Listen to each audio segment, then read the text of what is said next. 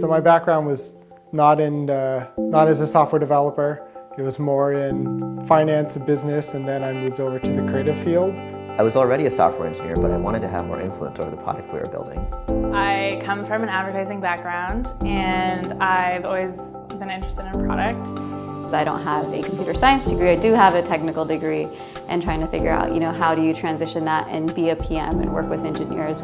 One of the main things that drew me to product school was all of the instructors were actually product managers at very well-known companies such as Google, Facebook, LinkedIn. Now I work on Google Play, and I'm more focused on basically product strategy around our promotional offerings and tools. And yeah, I think it gives you a good overview, and then also you actually apply what you learn in your project, and then you just meet some really awesome people, which is always great.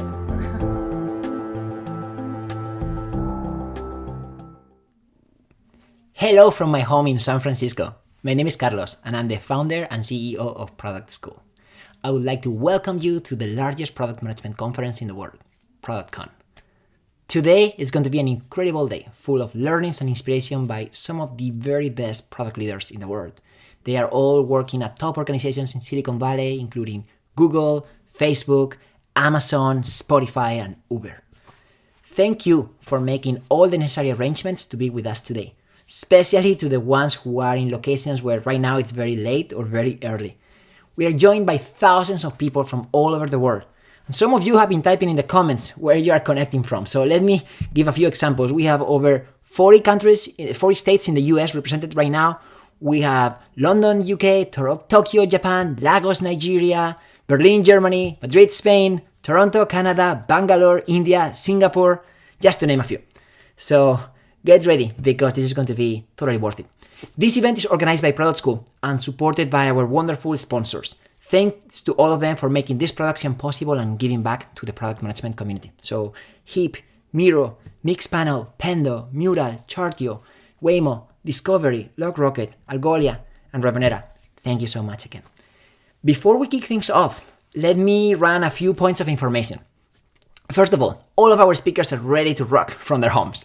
We have a total of 9 different talks, and they are going to be divided in 2 big blocks of around 3 hours each. You can find the entire agenda with the bios of the speakers and the order of the talks on our website, productcon.com. Each talk is going to be around 25 minutes long, and there will be a break of 1 to 2 minutes in between each talk.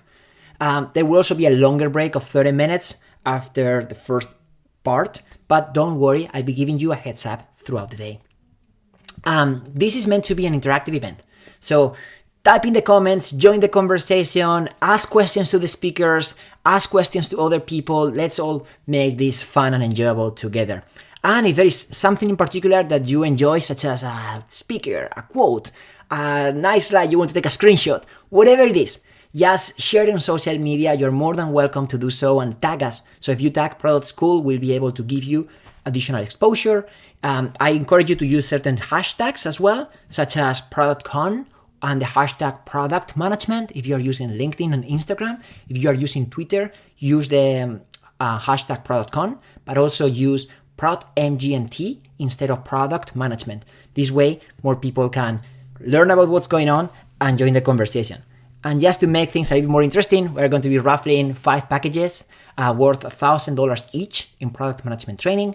So for people who participate in social media. So the more you tweet, the more you post on social media, the more chances you will have to win, and we'll announce all the winners at the end. Well, this is me in San Francisco 6 years ago. And as you can tell, the beginnings weren't really fancy. I get a lot of questions from people about what inspired me to start Product School. And my answer is very simple. This is a solution to my own problem. I wish I had something like this when I was getting started. I started computer science, and I was good with numbers. I started learning code, and that was entertaining. That was great. I got my first job as a software engineer. But then I realized that I didn't want to spend the rest of my life coding. I wanted to leverage my technical background in a different way, maybe to build digital products, to start my own company, or just simply to interact with people who are not just engineers. And back in the day, this wasn't really that obvious. Like a lot of people who studied engineering started their jobs in engineers, then maybe became software engineers, then principal engineers, and so on. So my answer to the question about, okay, how do I leverage my technical background in a different way? My answer at the time was, well, let's go to business school, which is actually the opposite to an engineering school. Started a master's in business in California, and I had a couple of breakthroughs. The first one is that I met a lot of people like myself that had a technical background and were thinking business, which was extremely refreshing and encouraging to know that I'm not the only one who is going through this struggle and that other people are trying to figure it out. But the second breakthrough was that there were many, many other people trying to tackle the same problem from a different angle. There were management consultants, people in finance, marketing, operations, sales. It depends. There were so many different business and even design backgrounds. So everyone was trying to learn how to build a digital product, how to work in tech and in a strategic role. And we all realized that it was great to have a technical background. Like, even if you don't come from an engineering background, you still need to learn how to work and relate to engineers.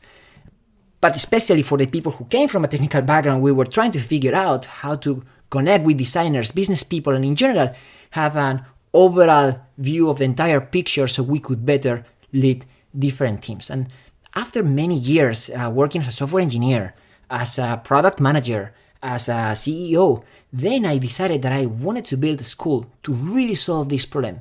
I spent way too much time trying to figure out how to become a product manager, and a product school is right in between an engineering school and a business school. It's that perfect mix that gets the best from both worlds and makes it available in a much more efficient way. Because that's another thing. I strongly believe in lifelong learning. And I don't understand why we've been taught to spend most of our lives in our mid-20s as students and then get a job and spend most of our lives as workers. Well, what if you can do both at all times? What if you can keep your job, keep other things that you like to do, but at the same time learn on the side? And that was very important. So all the activities, all the programs that we develop at Product School are always flexible and available for anyone who want to do this. You don't have to put your life or your work on hold. And after all of these years, we've built the largest community of product managers in the world. We are over 1 million members. And we produce over 1,000 events per year, 6 conferences per year like this one. And we also created so many other different free resources such as books. We have a podcast, we have discussion forums, we have a job portal with our companies posting opportunities. You can connect with mentors as well. And all of this is absolutely free. So if you want to join the community, just go to our website, productschool.com/free, and you'll get access to all of these free resources right away. In addition to those free resources, we also offer certifications in product management. So for people who are very serious about becoming product managers and getting that first job, as well as experienced product managers who want to get that next promotion, we also offer our certifications at an individual level, and we also do corporate training. We've trained some of the largest organizations on how to develop product management mindset within. So just check out our website and you'll be able to see all the different options that we have. So without any further ado, I would love to introduce our very first speaker of the day. Her name is Minal Mehta, and she's the head of product at YouTube.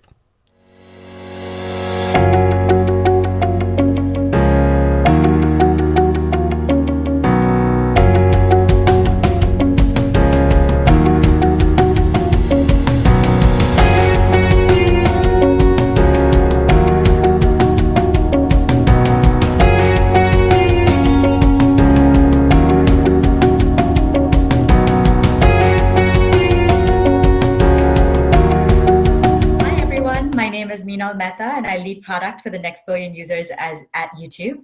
As many of you know, YouTube is a very popular video platform all over the world. We have over 2 billion users who use the platform every single month. 265 million of those are from India alone. And so you can see that this is a very popular platform for users all over the world. And my job is to make sure that our product works well for users in emerging markets such as India, Indonesia, Brazil, Mexico, Nigeria, Philippines, Vietnam, and so on. There's like a multitude of countries that I focus on. And YouTube, actually, for this might be something you don't know, we work in a very lean environment. Our team is incredibly lean as we serve these billions of users all over the world. And so prioritization is something that's near and dear to my heart. It's something I think about all the time. And today I'd like to share with you some tips on prioritization. Of course, all of you know we're in the middle of a global pandemic, and prioritization is something that's really important in our everyday lives. As product managers, you never have as much budget or as many people or as much time as you'd like to get what you need to get done. But then this global pandemic has changed the game even further. You are working with your team dispersed globally. Sometimes you are working in a way that you can't brainstorm with your team members on a whiteboard somewhere. People have other commitments that they're dealing with childcare and just changes at home. And so prioritization becomes even more important, not to mention that many companies are dealing with budget cuts and slowed down hiring at this point in time. So prioritization gets really important at this point, even more so than before. And even beyond that, I think like this global pandemic opens up new opportunities, right? Like with remote work increasing, with telehealth increasing, and you can name a multitude of opportunities that might be relevant to your business. All of a sudden you have these new opportunities that could be interesting for you. So how do you prioritize those versus businesses as usual? And then if you take a step back even further, like work and life have become more synonymous with you working from home, or as some people like to say, living at work. And so how do you prioritize what you need to do for yourself, for your family, for your work, for your mental health, for your physical health, and so on? And so I feel like prioritization has gotten like even more important in the global moment that we're in. And of course, with the recent happenings, you wonder like what you can do to contribute, right? Like there's a lot going on. There's protests that are happening. There's a lot of other things that you could be doing, and you want to participate in creating a just and equitable world that we live in. And so with everything that's going on, like how do you think about how you can contribute to the world? And so I don't have all the answers, but I do have some tips that hopefully you'll find helpful as you think about your product and your life. I think the first one that I'd like to draw attention to is that you should know what you're saying yes to. There's so many things that you can say yes to. In fact, a few years ago, Shonda Rhimes, for those of you who don't know, she's the writer and producer of Grey's Anatomy and a multitude of other like very popular TV shows. She'd written a book called A Year of Yes. And the premise of the book is that she spent a year saying yes to various things. And this idea actually, caught people's imagination. Many people hadn't read the book, and yet they thought, it could be kind of an interesting experiment to run. And I was thinking, yeah, that is a really interesting experiment to run, but I'm already running on fumes. Like, how can I say yes to even more things? And then I took my family to the boardwalk in Santa Cruz, which is a beach like about an hour from where we live. And my son, who's 4, taught me a very important lesson. So I'm going to show you a video of my son, and then we'll talk about it. So that there in the blue hat is my son. He was on this ride in this little boat. This boat has a lot of features, it turns out. You can ring a bell, you can steer the steering wheel, you can even like put your hand in the water if you'd like. And of course, kids can come up with a multitude of different things that they can do on the boat. But just watch what he does. That's him, goes by, does nothing.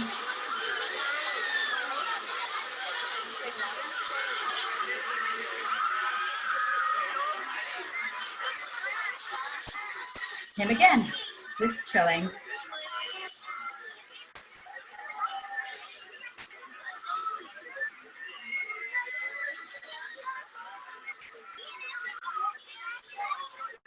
And him again. So I'm going to stop the video here. As you can tell, he just sat there the entire time. I tried to tell him, I was like, why don't you ring the bell? And he was like, nope, don't want to do that. And so later, when we were just walking and chatting, I asked him about it. And he said, Mommy, I was just watching where I was going. And as happens so often when you have kids, you learn a really important lesson from your kids. When there's so much going on and there's so many different options, knowing what you're saying yes to is incredibly important. And so, you have a lot going on at work. You have a bunch of product ideas. Your team has a bunch of product ideas. Your execs have a bunch of product ideas.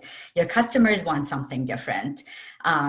There is balancing growth versus balancing experience. There's technical debt to be paid down. And so there's so many different options that come your way. Like, how do you think about what you might prioritize at work? And so it's really, really important that you know what you're saying yes to at work. As I mentioned, I focus on the next billion users at YouTube, and I have the option to think about growth. I have the option to think about user experience for our users. I have the option to think about monetization or costs. And I'm responsible for all of these things. But at any given point in time, it's very important for me to know what I'm focused on. And right now, I can tell you that the next billion users, they're different. And I'm really focused on serving their needs. Here are some ways in which these users are different. Maybe this is something that you learned today.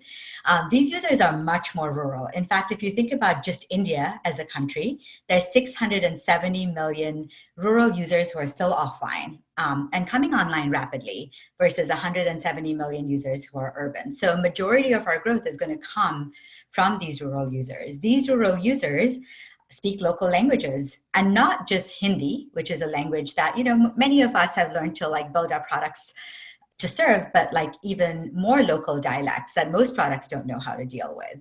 They have poorer connectivity, they have poor infrastructure, and they're less digitally literate overall. And so features that you and I might think are super easy are not very easy for them. There are more women who are going to come online. Again, in India, only 29% of folks online right now are women. So there's a lot of headroom. And they're a lot less interested in racy content than their male counterparts, for example. These users are more constrained. They have lower income. They have less access to data. They're more likely to share devices. And so there's a whole host of features that we need to think about. These users are also less literate. 70% of users in India are literate and 60% in Nigeria. And so there's a whole chunk of the population that can barely read. And this is we're only talking about the 30% in India are illiterate. And then there's a whole range of people that are essentially functionally illiterate. And so when you think about building product, you really have to think very differently. And so in my case, I focus on improving the user experience. That's my front and center. That's my P0. Everyone at the company knows that that is what I'm focused on.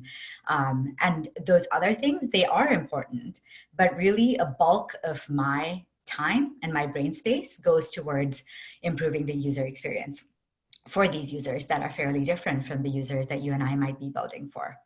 So here's maybe something that can help, right? You'll see throughout the presentation that I really do think about work and life as a continuum, and a lot of principles that I think about at work, I also apply in life and vice versa. So I talked to you about my work, and so I just talked to you about, creating your framework for decision-making, and I shared mine. I think this is something as a product manager, communication, that is insanely important. And someone once told me that the way to think about communication is 7 times 7 ways. You're saying the same thing over and over again.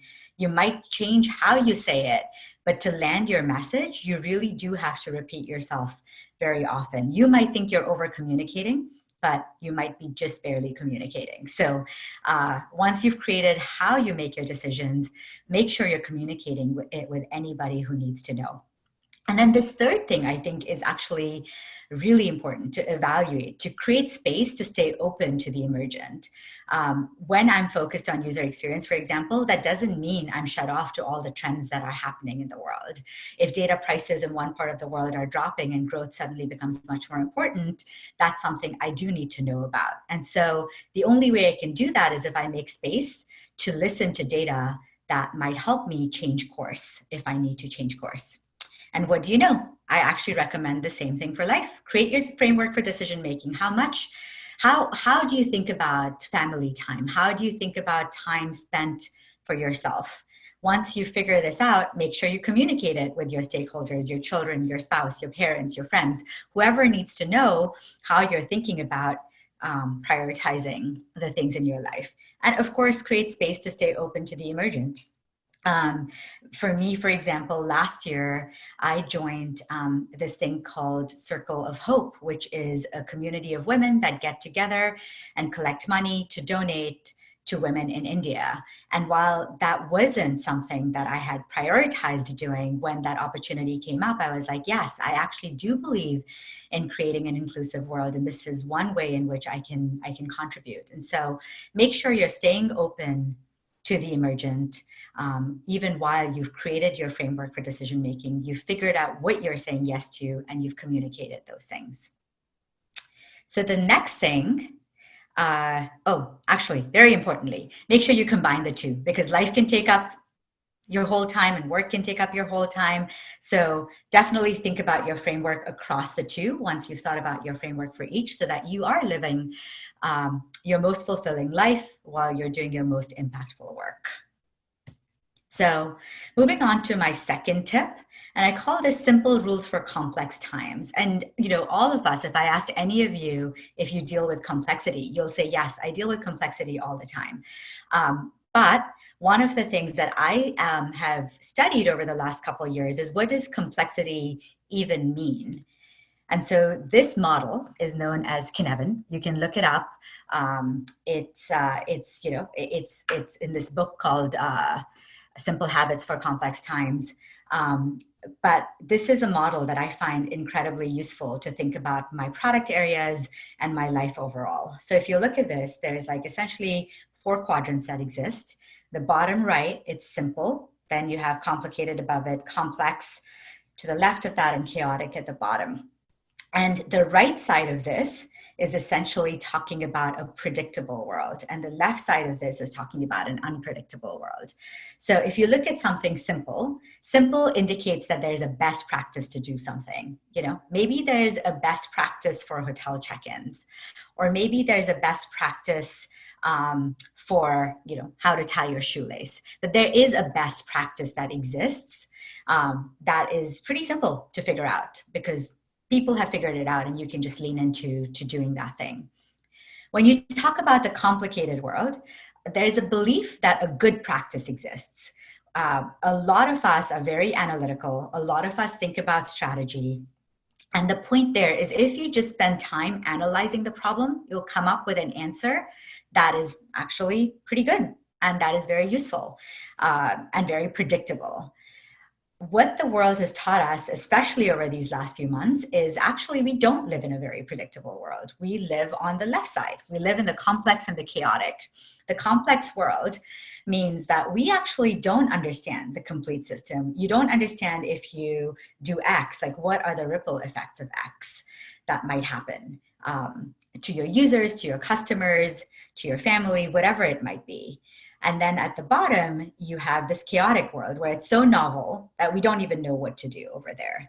So I would say, like, of course, the coronavirus is the novel coronavirus because it did throw the world into chaos. And I think many of you and many of your leaders at the company really figured out how to deal with that chaos. And the big thing about the chaos is you don't know what's going to happen. So you act, you see what the response is, and then you move forward from there. And you communicate a whole lot during that process. But I would venture to say most of your product work and most of your life is in the complex bucket, where you don't exactly know what a good practice is, but it's not chaotic. You can figure it out by running like small experiments and seeing what might work. And so in this world, I really believe that you should create some simple rules that help you deal with this complexity. Because if you look at your whole life overall, there's complexity at home, there's complexity at work, there's complexity with every product you work with, there's complexity with your stakeholders, there's complexity as you work with global teams and global customers. So really making sure you simplify by creating these simple rules to deal with some of this complexity so that your brain space can focus on the complexity you really need to focus on is really important. And all of that might be somewhat theoretical. So I will give you some of my simple rules. Detachment is incredibly important to me, even more so now that we are in this world where we're living at work or working from home. So one of my simple rules is I work from 9 a.m. to 6 p.m. every day.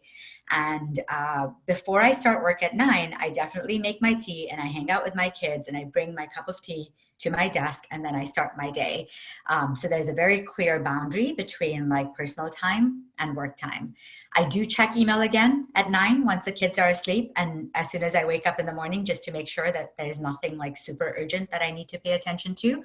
And I think one of the game changers for me is that I have a work phone and I have a personal phone. Actually, that's a change I made a few months ago where I actually do have 2 phones, but both of my phones are not on my nightstand when I sleep. So when I wake up, the first thing I do isn't check my email. I actually wake up and I feel myself and then I go to my desk and then I check my email. At work, I make time for the important. I have 2 hours blocked off every day on my calendar to focus on non-reactive work. Something where somebody doesn't need you, something where you're not sitting through meetings, but really thinking through like your product strategy and your product implications, or even just like analyzing your experiment results, being very thoughtful about it and seeing what you can do. So I make time for the important. And then with the team management, both like my team, my cross-functional peers, I have definitely been asking for a lot more asynchronous resolution to decisions at this point because everybody's schedule is just slightly different with everything that's going on. And so we use Google Docs. I'm sure many of you use Google Docs, but really like using the commenting functionality and being able to resolve things asynchronously is something that I have been much more cognizant of in this environment that we live in.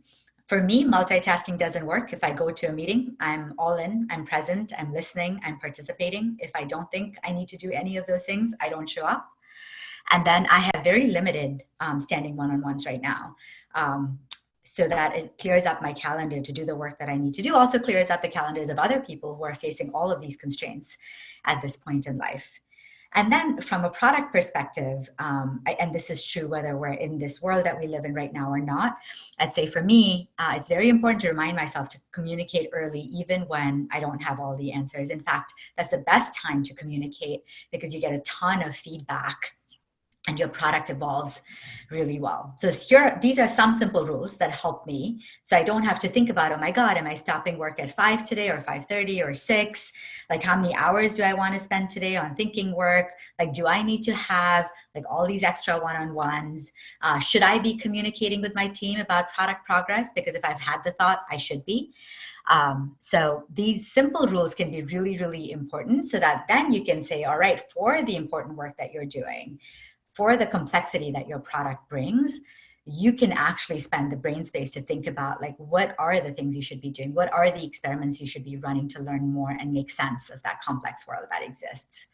And then this is all great. Creating your simple rules is all great, but actually it's equally important to clearly communicate your boundaries because others need to know what you're doing. If they don't know, then there's always this tension of why isn't she responding to that email that I sent at 6:30 p.m. immediately, right? So make sure your boundaries are communicated, not just created.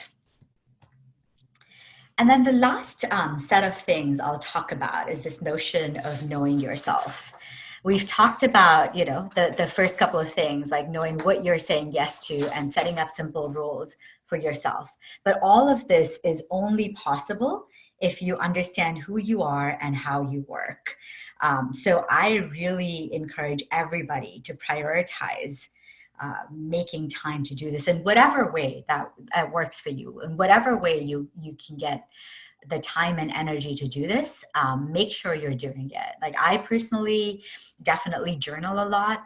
I meditate, I do yoga. Like there's a lot of ways I am in touch with my feelings and myself and my body so that I know what is going on with me and what works for me. And I'd say as a product manager, it's like really, really important for you to make the time to know yourself. So some of the things that I have learned about myself, and by the way, like some things have like a long history, like your mission and like what you truly believe in and your ethical boundaries. These things are things that like are fairly set in stone over time. And then there's some things that might be relevant to you at this particular point in time. So know both of those things. I would say for me, like some of the things that are very important in any job that I do is creativity. I need to have the space to actually create and build something that is really impactful to users. Any opportunity that is purely a management opportunity, which we don't have at Google, but any of those opportunities are not that interesting to me because I don't get to really get my hands messy and understand what the user needs are, business needs are, and like be creative about a solution that might exist. Another thing that appeals to me is variety, working on a range of different problems and a range of different solutions with a range of different people at any given point in time, which is why something like the Next Billion Users is something that really is near and dear to me. The number of countries is vast. The number of opportunities is vast. The number of people I get to work with is vast. The problem space is vast and ever changing. And that's incredibly important to me. And then the third thing that's important to me is community. Who are the people that I am working with? Are these people obviously do they share the same values that I share? But more importantly, are they the type of people that I can draft with? For those of you who don't know, drafting is a very common term in cycling, also with birds. If you see birds flying in a V-shaped formation, there's a bird in front and all these other birds in a V-shaped formation behind that bird in front. And the bird in front is actually doing a lot of the work, and then everybody else is sort of drafting behind, and then they swap. And so when you're doing really important, impactful work, it's very critical, at least for me, to find people that I can draft with, where I can lead and follow, and together we can create something really important. And then the last thing that I'd say is important for me is actually practicality. I almost decided to get a PhD many, many years ago, and that might be really useful and helpful for some people, but I took a moment to just know myself and realize that I like seeing the impact of what I'm doing in very short periods of time.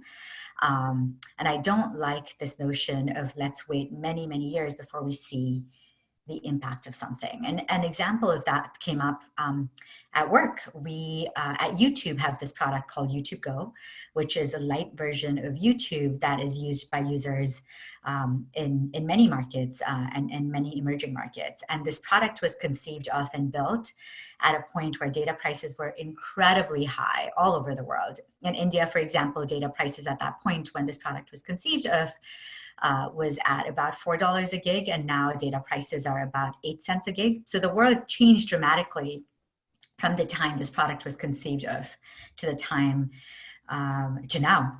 And so as that transition happened, what ended up happening was that a lot of our users that would have originally been in the bucket of users that might have used YouTube Go actually just started using our YouTube Android app all over the world. And so going back to the practicality, for me, looking at the numbers and looking at the usage, I actually decided to shift resources so that we had people thinking about emerging markets users who were using the YouTube main app on Android, in addition to focusing on YouTube Go. And that was, for me, a very practical decision that needed to be made. And that's just who I am. It's like something that I need to know, that I work with folks who are actually practical and pragmatic, not just theoretical in the face of a very large mission. So I would really encourage you to know yourself, because of the second part, which is true, which is like, it's also very important to be true to yourself. I would venture to tell you that if two product managers got to manage exactly the same product at exactly the same point in time, over several years, the outcomes would be entirely different. Because as a product manager, you leave a very strong mark on the product that you're building. And if you are trying to emulate somebody else, then your product will not be world-class and wonderful, because a product is really truly a part of who you are. And so I encourage all of you to not just know yourself, but also be true to yourself as you build the products that you were meant to build. And so in summary, I think prioritization is insanely important in the world that we live in. And some tips to prioritize what's going on in your work and your life are the following. Know what you're saying yes to, like my son in Santa Cruz, and at the same time, create space to stay open to what might emerge. The second tip is understand the complexity that exists in your life, create simple rules for the things that you don't want to take up too much brain space, and then make sure you let people know what those boundaries are. That's actually has been proven that setting clear boundaries is a great way to build trust. And then the last thing I'll say is know who you are. And then as you build product, be true to yourself. Thank you and good luck prioritizing and building great product. Hey, I hope you're enjoying the conference so far. My team and I have been very active on social media, raising awareness and supporting the causes that we care about, especially related to diversity and inclusion. Today, I'm very excited to take one step further and announce our first scholarship program. Take a look.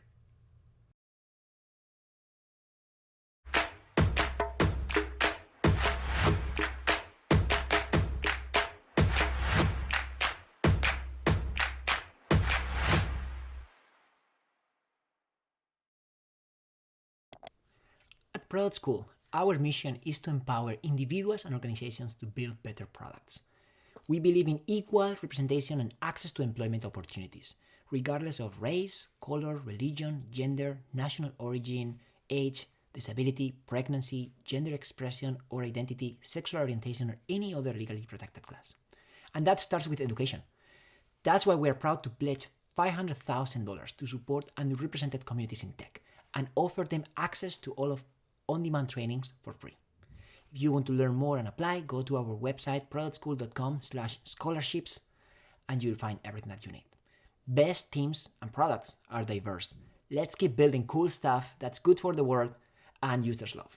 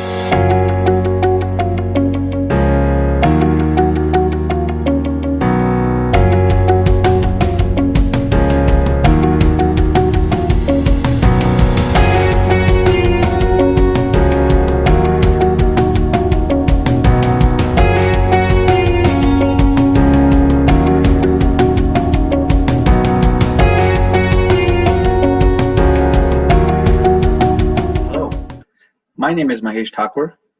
I am the head of product with prior experience working at Amazon, Microsoft, Intuit, and Intel. I'm so excited to be connecting with you all here today. I wanted to touch on the key attributes that great CEOs and product leaders have. Now, interestingly enough, these three attributes are important for both the Chief Executive Officer and for great product leaders. And we also have many of the great product leaders who eventually become CEOs. Take the example of Ryan Roslansky.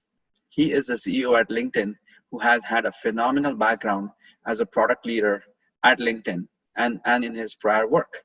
If you look at his impressive background, you can see how he has built those skills over a period of time in the product industry, and then he's taken those into his new role as a CEO. Here are the three attributes that are very important for you to have as a CEO and as a product leader. You have to have a big vision. That's number one. Number two, you have to always start with the customer. And number three, you have to be absolutely data-driven. So let's dive into each of these and see how these actually matter and what are the details underneath each of them. Let's start with the first one, having a big, bold vision. Why is a big, bold vision important? The vision has to be inclusive to begin with. You have to look at all the aspects of the ecosystem you're creating, which means you don't necessarily have to just think about the customer or the product or a given use case or just a problem. Of course, when you have those things, you have to step back and look at the ecosystem as a whole. Let's take an example. Netflix is looking at the entertainment ecosystem. Hence, it is considering not only the viewers, but also the filmmakers when they create their vision, their big, bold vision. As an example, the vision for Netflix is becoming the best global entertainment distribution service, licensing entertainment content around the world, creating markets that are accessible to filmmakers. Now that's a big, all-encompassing vision that comprises of the various players in the ecosystem and how Netflix plans to address all these different components as a part of their vision. And when you create that vision, you have to start with a big, bold end in mind. And actually, no vision can be achieved or accomplished without people. Will people join you in your vision? Will they come work with you or work for you? Only if they feel energized and motivated, not just on day one when they start, but every time they come along the way to the achievement of this vision. Keep in mind, you don't have to wait for 5 or 10 or 15 years to say my vision has been achieved. Great leaders always know how to get people first excited about the big picture, the big vision, but they are also excellent people who actually know how to break this big vision down into small bites. You can accomplish something big, but you have to always translate that into what do the small bites mean. And then they are also good at understanding who are the people who could own those small bites for the vision to come true. When people own the vision or the part of it, they actually feel very energized and empowered. And in that case, you don't have to necessarily say the board has this vision or the CEO has this vision. Well, you own a part of it. And as their leader, you actually want them to be tied to the vision. This will many times answer the questions that come along the lines of strategy, or what kind of partnerships that we need to create both within and outside the company. How do we think about funding for local and for international markets? How do we think about expansion from a product perspective, segmentation perspective, or even global perspective? And many more questions, complex questions that can get answered when you actually have the vision right, when you do a great job in breaking it down as to what this means and when, and also have the right people own it over a period of time. Take an example of Walt Disney. His vision was so big and so bold that even today it remains relevant. It's his legacy. He actually had envisioned such an amazing place for kids, for adults, for everybody. And even today, Disneyland, when you go to the theme parks that he had imagined decades ago, his vision is still big, bold, and relevant in today's day and age. And it has to take, it does take courage, it does take forward-thinking approach, and it takes a lot of time to invest in what you call is the big vision. However, the rubber meets the road when you actually start to break it down and put the right people and the right strategy to achieve that vision. So once again, it's super important for every leader to have a big, bold vision to begin with. Now, go on to our second skill. The second skill is actually starting with the customer. Having deep customer empathy is critical for all leaders. Actually, when you step back and look at some of the world's finest companies, such as Apple or Amazon, they are known to have products which are really obsessing with what the customer gets in their hands or experiences. And to arrive at those products, it's impossible without getting into the shoes of the customers or without actually starting with the customers. So when do you actually get to know about customers?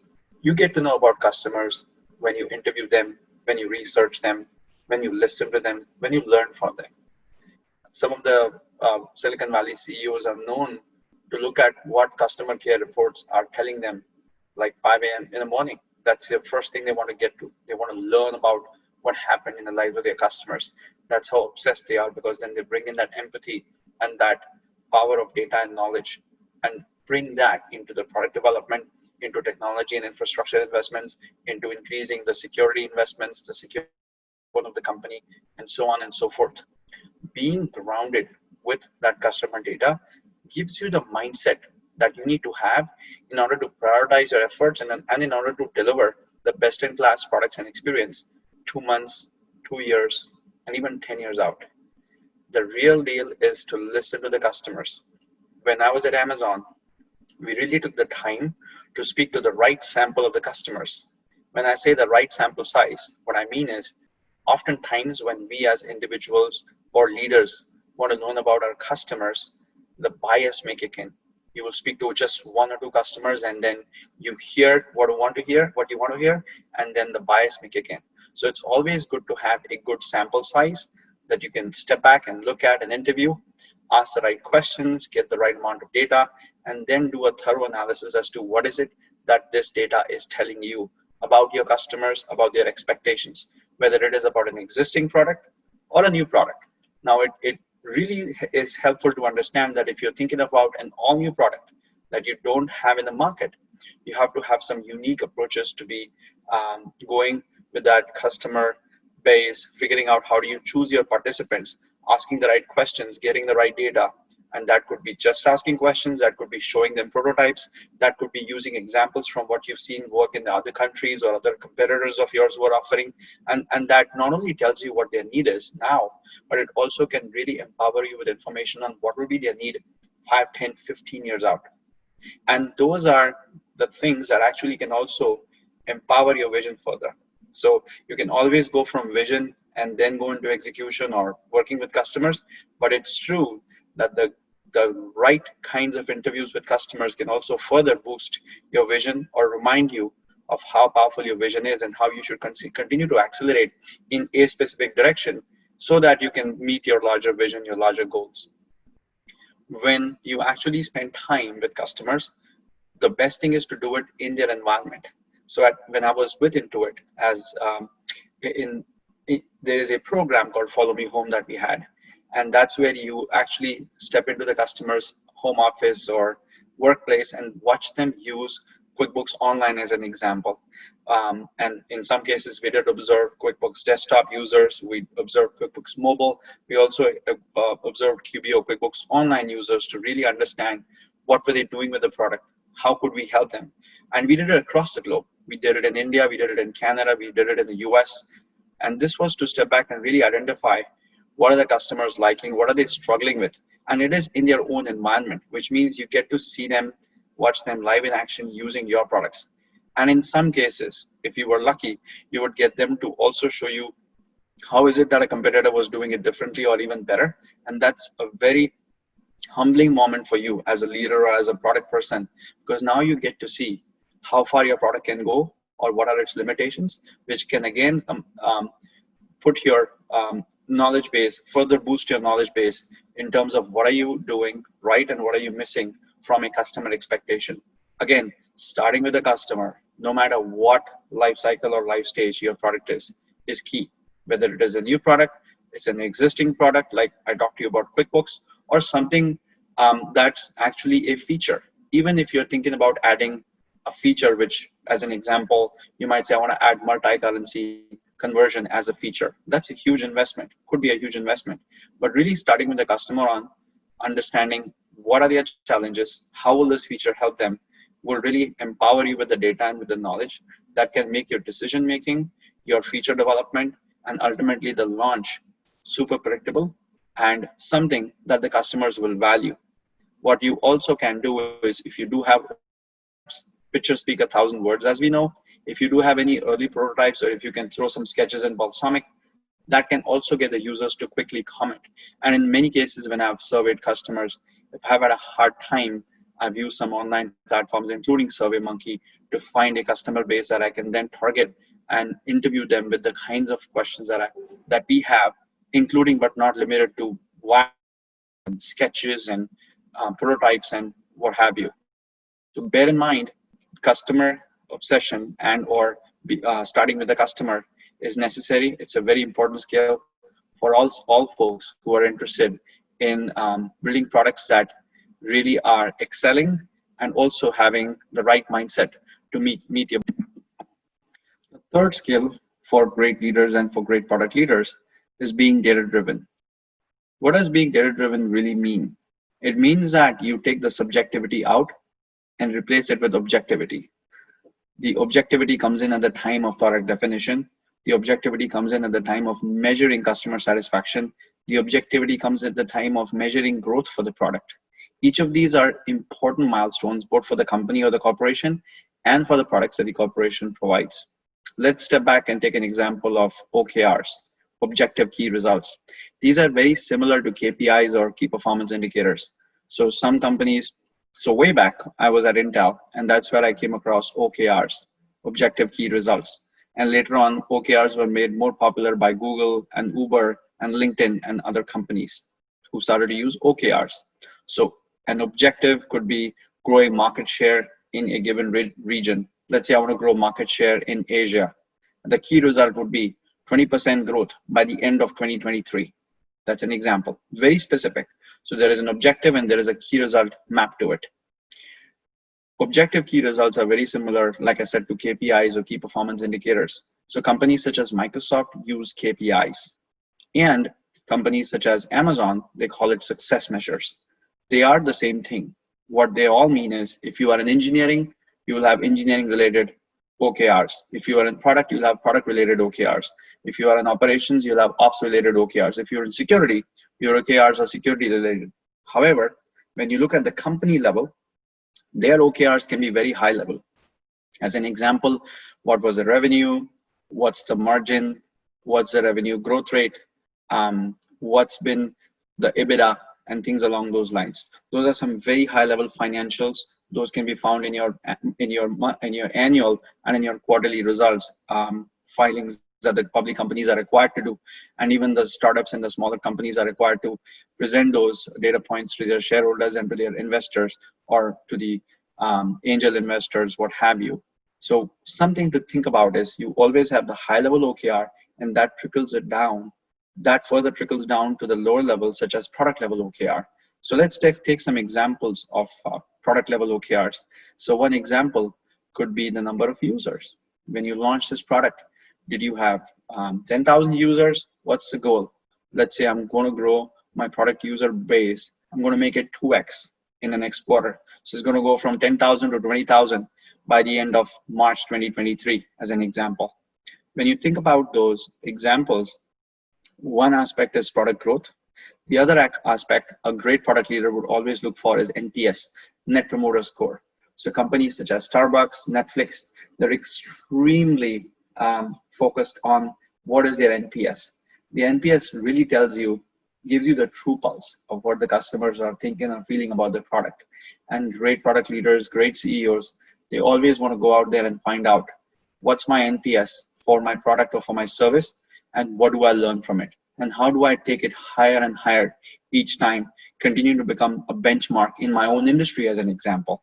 And there are several ways to conduct NPS surveys, and Qualtrics is one of the platforms that a lot of companies use as an example to gather and then put together charts and graphs that can help you consume the NPS data and the corresponding comments much more easily. End of the day, great product leaders know what comments to take, aka detractors. So NPS has the promoters, people who loved it and what they've said, people who are detractors, people who did not like the product and why. Good product managers will suss out what the promoters are saying, what are the detractors missing from the product, and they'll figure out how to bring that back into either a feature development or a roadmap. So those are some important things that you do from a product NPS or satisfaction perspective. Some of the other things that products look at, as an example at Facebook, they would look at daily active use, DAU, or monthly active use, MAU, because that tells you how engaged users are. If users start to feel worried about the platform, they'll abandon, and therefore your user base or active users will go down, active usage may go down. But then again, when they start to come back around their birthday or some event, they'll again come back to the platform because their friends are greeting them on Facebook. So you'll see the users more active around their birthdays or around a holiday or around Christmas.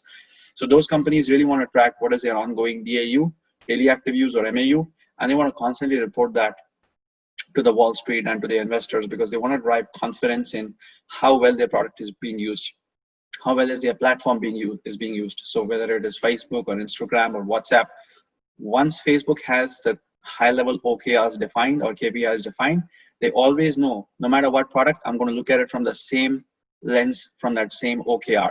I'm going to care about NPS, I'm going to care about DAU, MAU, I'm going to care about user base, I'm going to care about retention, what have you. So those OKRs, for the most part, map to the high level OKRs of the company, which is revenue, which is growth, which is EBITDA.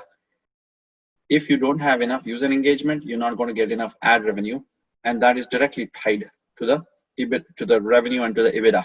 If you have great user engagement, you generate great ads revenue. Now that's going to take your revenue and your EBITDA higher. So those are examples of how your product OKRs are tied to the high-level company financials or company OKRs that even the CFO would care about. The public company CFOs often show up on CNBC and on their own websites to talk about shareholder reports. So if you look deeper, they are reporting at the division level what's going on in the company.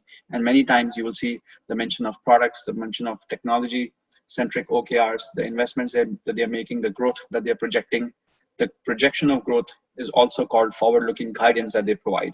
So that's how much emphasis goes at the strategic and leadership level for OKRs.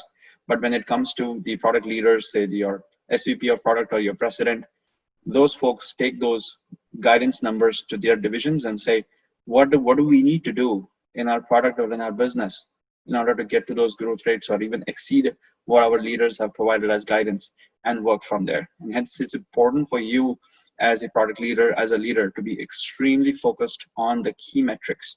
Again, OKRs or the metrics that you focus on, they don't have to be 10. Just pick the top 3 and double down on how will you change or improve those matrices during a given month or a quarter or a year. And it's never a good idea to review these once a year. It's best if you reviewed them weekly or monthly and see how you're doing on a quarterly basis, because the trend lines early on start to show you how you're doing as a product, as a business, and how your customers or your partners and shareholders feeling about your product line. When I say partners, some of the platforms rely on their partners to be using those set of APIs for their platform. So when you see those API calls growing, if you see the requests coming in from partners or from the integrators increasing, that's another way to say, okay, this is my increase in the product usage or in the platform usage, and I'm seeing this kind of a trend. So great product leaders, to summarize, are also folks who have some great skills to become CEOs in the future. So always remember that you have to have a big, bold vision, learn and remember to start with the customer, and lastly, bring the data to the table. Whether it is making a decision for a new product or trying to make a decision for prioritizing your investments for a given quarter or month, start and lead with data. Thank you again for joining me. This is Mahesh M. Thakur joining you live from San Francisco. I want to give you more context around ProductCon. Well, Product School started 6 years ago, but we decided to launch conferences 3 years ago in 2018. Since then, we've done over 10 ProductCon conferences, and we became the largest product management conference in the world. Actually, most of them are in person. So we typically do 6 conferences per year. 5 of those are in person and 1 is online. The cities that we target are San Francisco, Los Angeles, New York, Seattle, and London. But this particular year, we decided to do most of those conferences online. The first one was actually in London, in person, in February. Then the second one was in April, and this is our third one. We'll be doing 3 more online conferences during this year. We do a thorough job trying to identify the best product leaders working at the best companies, and also identifying topics that are particularly relevant to our community. All of those conferences are free and available to all Product School members. So if you are interested in getting tickets for upcoming conferences, just go to our website, productcon.com. You'll be able to find information around dates, the agenda, and anything else that you need to join the party again. By the way, all of the talks are being recorded, so you'll get access to them on demand. Plus, we'll be sending you all the slides that the speakers are using. Thank you.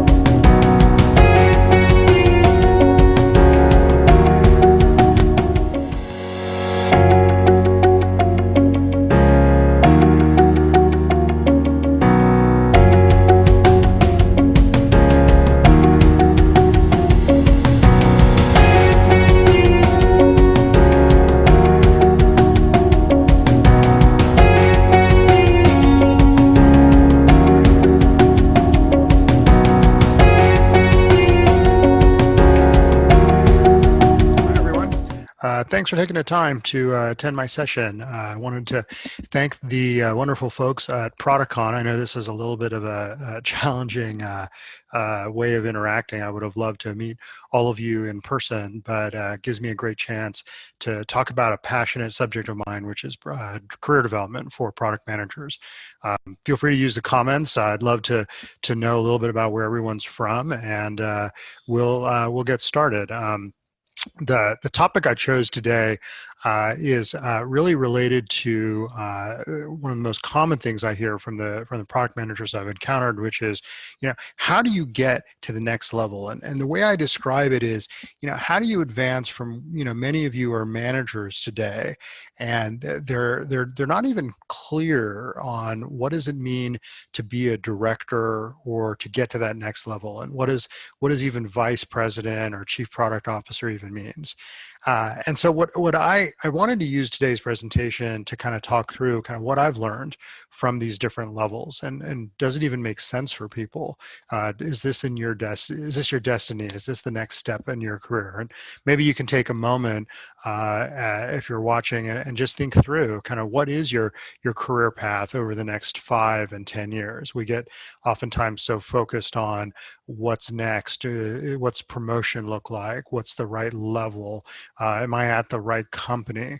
But I think if you kind of think through maybe 5 years or 10 years from now, and then think about, well, is the steps and changes that I'm making in the next few years leading me to that destination? That's really a career plan, and you want your next step to fit into that sort of long-term plan. And oftentimes that does mean, oh, well, I aspire to be an executive.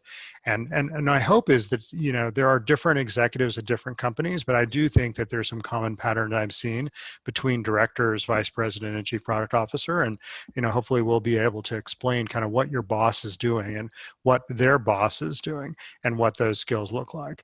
Now, I know there's a lot of information here, and I'll try to distill it down, but I did publish an article on Medium, on my Medium, that you can go to, just as my first name, Nikhil, on Medium, and you can kind of read a little bit of the notes that are going to be presented here today. So, I wanted to introduce myself. My name is Nikhil Singhal. I have been in kind of the tech industry for about 20 years. I live in the Bay Area, and I'm coming to you from my basement. And so I wish I could get a chance to see each and every one of you, but perhaps we'll be able to chat throughout the session and perhaps afterwards as well. My kind of career is sort of shaped into 2 kind of chapters. My first chapter, leaving school, was really focused on startups. It was the mid-90s, and the internet was just getting born, and so I really wanted to enjoy the sort of founding type adventure. And so I joined a company. I founded an early.com, and then eventually became a co-founder of 2 companies. One that I was a CEO of, which was Cast Iron Systems, which was in the enterprise side of the world, and that was eventually acquired by IBM. And then I went on to do the same thing again at a company called SayNow, very different, kind of a voice Twitter, if you will. And that company was acquired by Google, and that really started the second chapter of my career. That chapter was really 3 executive roles in product management. One where I led 2 new initiatives on the product side, Hangouts and Photos. And then I was, after 4 years at Google, I made a 4-year change to Credit Karma, which was a hypergrowth company. It had about 200 people when I joined.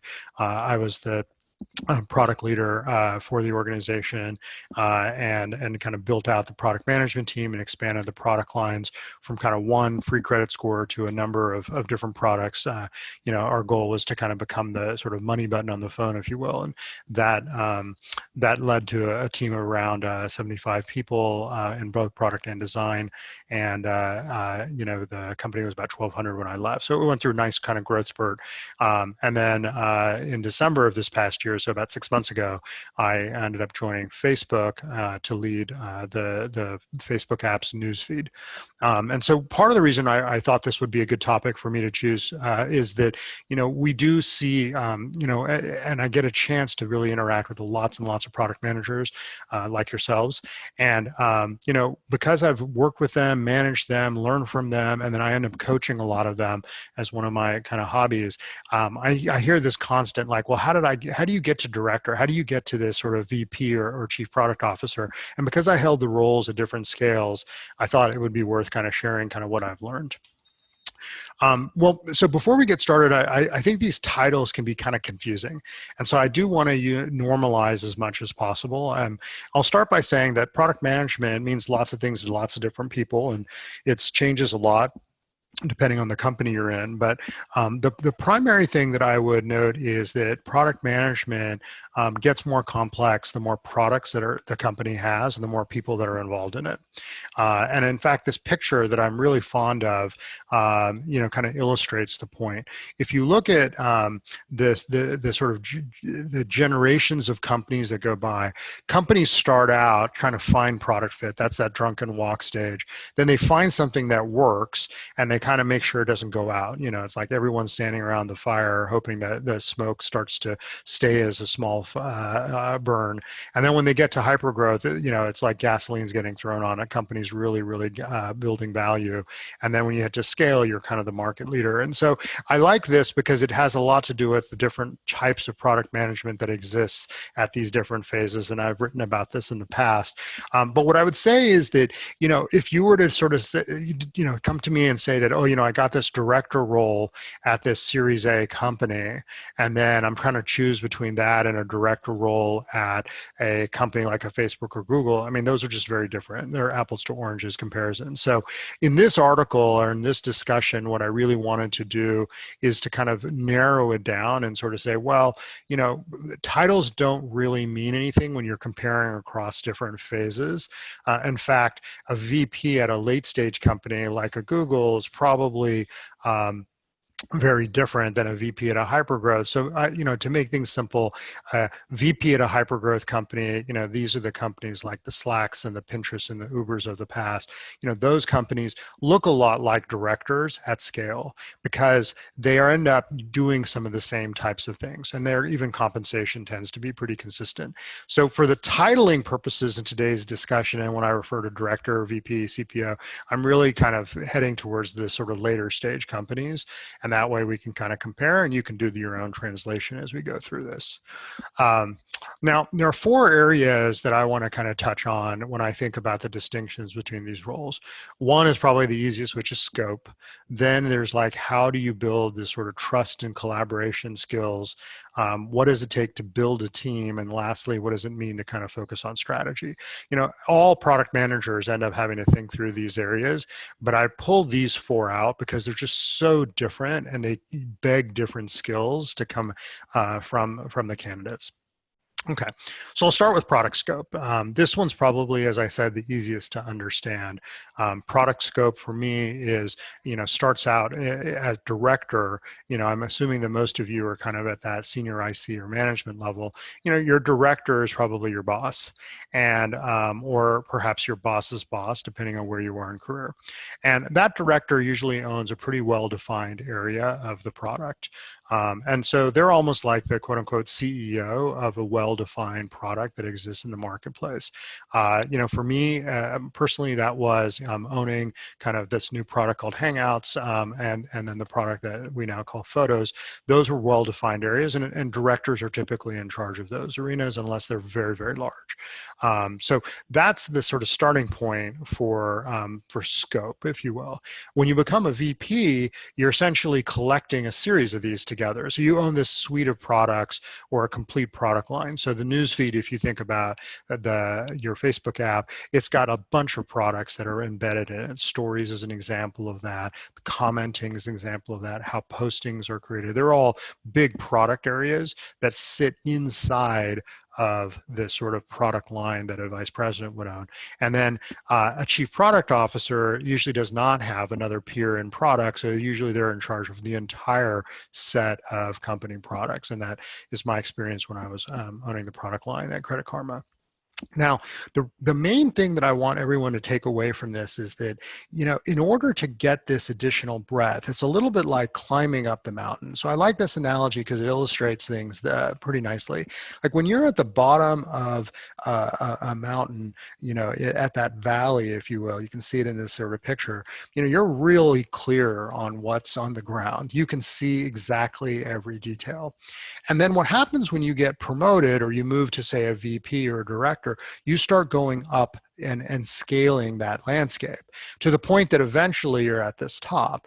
Now, what you end up realizing is that as a VP or as a CPO, you just see a lot more of what's going on with a lot less detail. And so the skill to master is how do you achieve this breadth by sacrificing depth. Where people struggle is that they don't necessarily have the skill to let go and sort of make decisions with less information. And when you're in that stage, you end up finding yourself working harder and harder and harder. And so where you end up burning out is at that director and VP where you just literally cannot continue to go forward because you don't know how to give up and use, say, 20% of the information to make 100% of a decision. And so that's the thing that, though scope is sort of the most obvious as you see people have more and more of it, the skill that you have to master is the ability to sacrifice your depth. And what's hard is that what's gotten you here is your ability to master the details. You know every detail. You know exactly the things that are coming in the next release, exactly why the design is the way it is, why the technical challenges are the way they are, and what the constraints are, and what's coming. And when you have more, you just can't have that unless you just work all the time and never sleep, and that'll eventually burn you out. So this is the skill that I find, and it's one of the more telling skills to determine how refined is this skill, how much ability to make decisions with low information really dictates how far someone can go up the ladder. Okay, trust and collaboration is related to this. And so I use this because I like the notion that, you know, product management, one of the things I love about it is it's a collaborative, it's a team sport, if you will. It's a collaborative field, right? And yet the focus of who you have to build trust with changes dramatically depending on your level. So when you're a director, your goal is to focus inward on your own product team as much as possible. You're really measured on this ability to trust that team so you make those decisions with less information. And again, that delegation, and it's around your inward team, which is the skill, but which we noted before. But as a VP, for the first time, you're actually spending as much time talking to other leaders and other products as you are with your own team. So it's a pretty distinct, shall we call it, point of focus is that when now you're essentially saying is that I not only need to make sure that the product below me is working, but I have to make sure that the other teams are actually understanding what we're doing. And oftentimes I'm working with those other teams as much as my own team. And I'm measured on my ability to peer with another person who's at my level. And so that's a different type of work. And often the people that are in those other arenas, though they're product people, they perhaps have totally different ways of working. They have different cultures. They have different ways of building. I mean, certainly when we see, you know, at Facebook as a family, you know, we have lots of partnership at my level, at the VP level with Instagram or with WhatsApp. And we're trying to understand how do we work together and partner together as much as possible. And in that process of working across, you have to understand that these teams have been built from different people. They have different cultures. They have different sizes. They have different processes. And so the skill is less trying to make sure that you're pulling back and giving the right amount of space to your team. It's really about understanding how to work kind of in partnership with other product areas, which run similarly but differently. And lastly, when you become a CPO, the most interesting part of that being a CPO is that your peers in this sense are actually not even product folks. They're actually other C-level executives, like person that leads sales or marketing or HR or finance or legal. And that partnership means that they are not at all brought up into your same value system and perhaps the same expertise and background. They may not even be from tech. They may be completely different types of leaders and mindsets. And their teams are going to be run very differently. And yet you're measured not only on how well you build your own product, but how well you can work with those executives who are quite different than you. And most people would say, well, that's normal. When you get to a senior level, your peers are no longer in your own function. But the difference is that in product, everybody has an opinion on product. I think you've probably noticed that as a product manager, but boy, everyone not only has an opinion, but they have a tightly held opinion on how the product works, because it has a huge impact on how they do their job, which is not the case in reverse. You may not have a tightly held opinion on how finance works or how the sales team works or what marketing does. But believe me, they probably don't reciprocate. They do have a point of view. And so your challenge is that you have to set expectations that are realistic and do that teaching and knowing that the person doesn't come from your background and is not an expert in product. And so that process, that collaboration is necessary, but boy, is it a totally different, sometimes even exhausting skill compared to working with peers who do come from product, but may run different styles of groups and organizations versus your own team who report to you, who actually are just essentially trying to build product in the same direction as you're guiding them. Okay, so hopefully that makes sense. Feel free to leave comments if it doesn't, but I think that the distinction here is so significant because of the level and who you have to partner with and build that trust with. Okay. The next area is around team. And again, we've touched a little bit about this, but you'll start to understand how distinct the skills are as you climb the ladder, so to speak. So, as a director, your goal is, of course, to influence the people that are in your team, the ICs and managers. Most directors have managers, which then have small teams underneath them. And most directors honestly also have a few ICs that are senior that report to them, right? That's a traditional model, certainly at scale. And this is, by the way, why it's closer to how VPs work in slightly smaller companies, because the size of team in this case is, usually half a dozen, maybe even as many as 20 people, which is usually the product size, you split across 2 or 3 groups in a hyperscale. So the goal, and this is something that I talk pretty openly about with my own team, is that, when you're a manager, your goal is to teach product management to the people underneath you and the ICs in particular. When you're a director, you have to have a mindset shift of not just teaching product management to your ICs, but you have to learn how to teach management to your managers. And often the skill is radically different. And again, it has a little bit to do with letting go and gripping the steering wheel at just the right level of strength so that the manager can kind of continue to keep it in motion under some guidance. But the challenge here is that it's not teaching product management, it's actually teaching management. And that means you're telling people how to career grow the people underneath them, how to run meetings, how to understand career and teach that, how to work on things like comp and calibration and promotions. This process of kind of teaching a totally new skill is a big change between manager and director. Now, as you move to VP, you of course have now directors that are underneath you. And many directors have that sort of CEO mindset. So they're quite capable of even running small or maybe even medium-sized companies. So again, you're in a complete change where it's not teaching management, It's really recruiting and building up executives.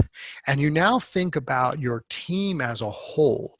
You're looking at the identity of the team and you're thinking, well, I may have 2 directors who are strong in this area, but I need to go off and build something new. I'll give you an example. Like I was in a product team once where I joined and the team was really good at execution, but they weren't in a position to go build new things because they were so good at executing and incrementing and growing what's working. They just didn't have the skill to go out and create something new. Now, it doesn't mean that anything has gone bad. It's just that as a VP in this example, my interest is now adding new skills to the team so that both things exist. The ability to continue to increment and grow and scale, and the ability to have this new type of skill that was missing. Now, in addition, I would say that you also have to diversify the team in terms of makeup. Sometimes it's not just, the same style of people have been maybe being recruited. And now your goal is to go in and say, well, maybe I need folks that are more creative, that have maybe less tenure because we want new ideas. Perhaps the team has been very data and analytical, and so we've only gotten one style of mindset in the team. Perhaps you end up like looking at the gender of your team and saying, well, we're mostly male, or we're mostly female, or we realize that we haven't really matched the customer base, where our customers are much more broad in nature, but we tend to have only one type of product manager. And so you need to diversify the identity of the team, but you also need to do that through recruiting and retaining the executives that exist, and understand the process. Here you are actually setting how reviews are done. You're setting what is the currency of value. Is it a metric? Is it entrepreneurship? Is it what is the quality of things like communication? So VPs have a lot of distinction because they're setting how product management is done in their area, as well as shaping the team. Now, when you get to CPO, it's more of the same, but you're now looking at the entire company's culture. And you might be saddled with being measured on, well, did you end up introducing and innovating in new products? So your VPs need to bring this innovation notion. Your process needs to scale across the entire company. And the skills in which you need to bring in may need to be totally new to the company as a whole. And so what I feel like is that you start out teaching management, and then you end up thinking through how to recruit a diversified set of executives. And then you do a diagnosis on the holes that are missing in the organization and really thoughtfully end up working through those. Okay, and the last area that I'll touch on is around strategy. Strategy comes up a lot. Everyone says that, hey, once you become a director, your goal is to avoid just execution. You have to now point where we're going, right? As a manager, you're oftentimes chartered on building something that is a well understood direction, but it's which features now, what resources do you put in, and then what's the sequence? I push on this a lot, which is lots of times people are clear as a director of here's what good looks like in a year, but they don't have the next quarter and the plan of where they go and how they scale that mountain. So I really like the notion of sequencing as well as direction for directors. I think that for VPs, on the other hand, it's a little bit trickier. With VPs, you really are trying to now represent the consistency and cohesiveness of the whole product line. And so just as I said, you're now working cross with other VPs and other organizations, but often if you just nail your product area, then when your customers look at your product, they see like one VP's product is in one tab, one VP's products in another tab, one VP's products in another tab, and they're like, well, I don't understand how this meets my needs. So your vice presidents need to work through and say, hey, we need to partner up to make sure that complicated projects that may need to be delivered across many, many, many different groups actually make progress. It could be things like technical platforms. It could be one common customer view. It could be a complex integration on the front page of your product. But generally, these silos actually really get in the way of making the product work. But if you just have your directors nail their individual areas, you'll get this sort of patchwork of products. Now, as a CPO, your job is actually much more on vision. So the strategy is less around cohesiveness of the product line, more around what's happening tomorrow. And a lot of times it's the storytelling and the narrative that needs to be A+ here. Oftentimes your board, your founders, your CEO have had a strong point of view on where the company will go in 3-5 years. But that won't just be a product vision, that'll be a company vision.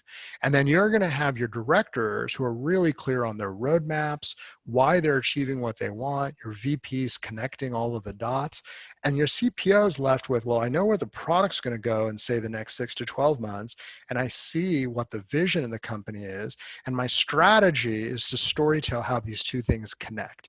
How will the product get there? And then how will the changes I'm making in the product team ultimately land and end up as a as the team to get to that strategy and vision. So it's that product team story as well as the product story which lends itself to that vision. Okay, well, this has been a quick 30-minute chat around how I think about career. I do think that the skills are super different between directors, VPs, and CPOs. And maybe the most important lesson is that not everyone will be capable of getting to these levels, but more importantly, not everyone loves the actual practice of explaining to the head of marketing exactly how product works, or teaching management versus just getting it and building it themselves, or working through strategy and vision and trying to connect between these two relatively fixed targets, or career shaping other individuals. I think that this is one of the areas that I would ask you to think about is, as you look at the skills that I've laid out here, think through how much of that is connected to your current skills, how much of that is connected to your definition of joy, how much of that is essentially available in 1 or 3 or 5 years, and that should help you understand what's the job like for that boss, what's the job like for the boss's boss, and ultimately, how do you build a long-term career plan. So it's been a real pleasure to virtually connect with all of you here at ProductCon. I wish you the best of luck in your careers.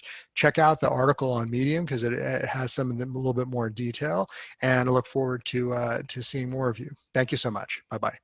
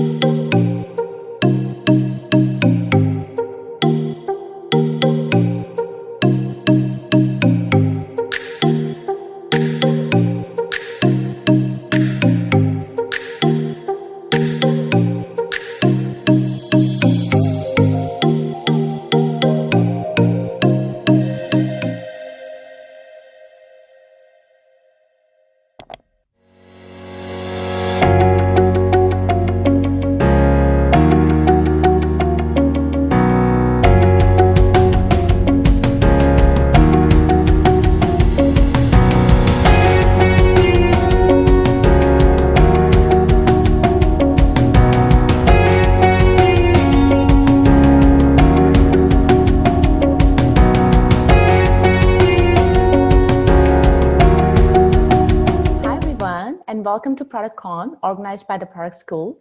Today we'll talk about how to determine product market fit for nascent emerging areas where we don't have a ton of customer signals to guide us to an obvious product solution. I will focus my time on hypothesis-based product development framework, which is a great way to make progress in these situations and ensure success as a product manager. So before we go further, a few words about myself. I'm Neha Monga, and I have been a product leader for about 15 years in my life, and that's all I've done. So I have deep product knowledge from my experience in a variety of different tech companies.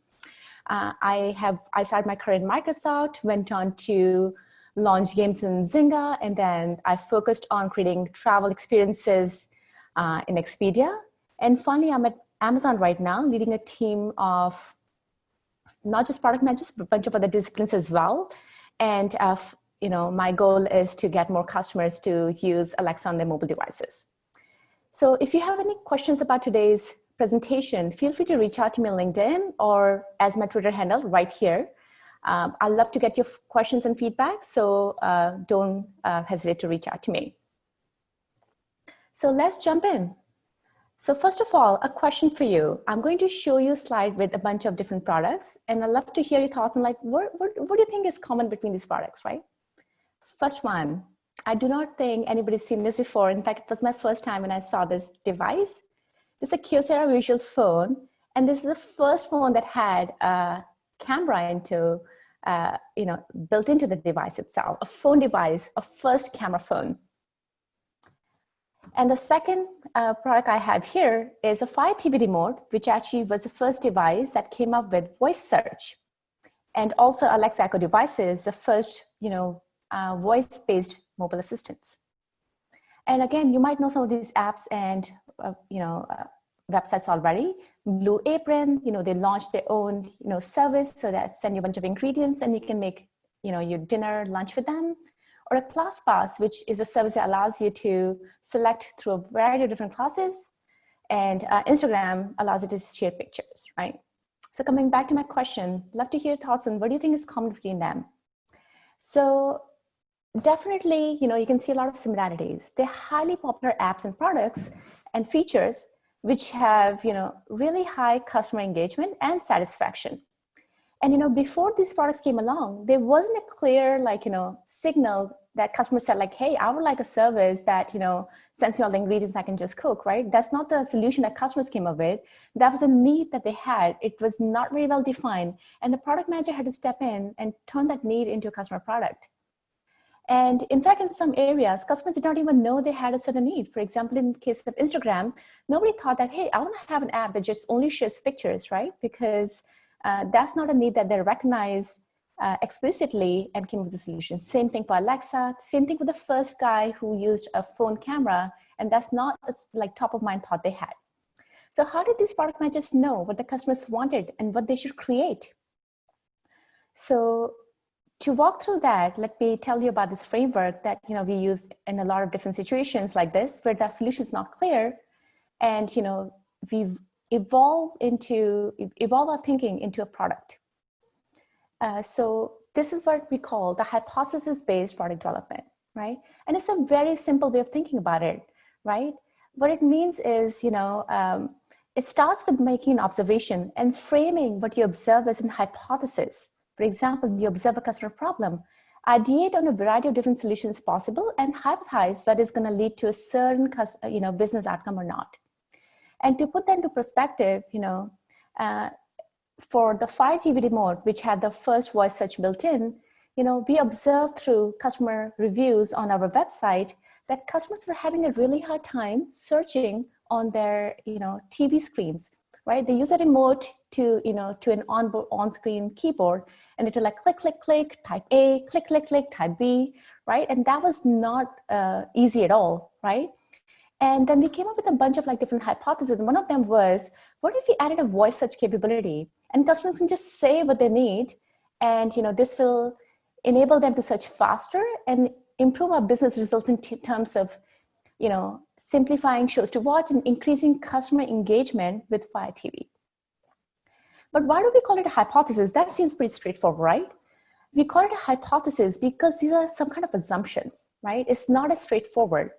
For example, in this case, you could say it seems pretty obvious that voice can solve it, but at that point of time, we were not there yet, quite, with the voice technology we had.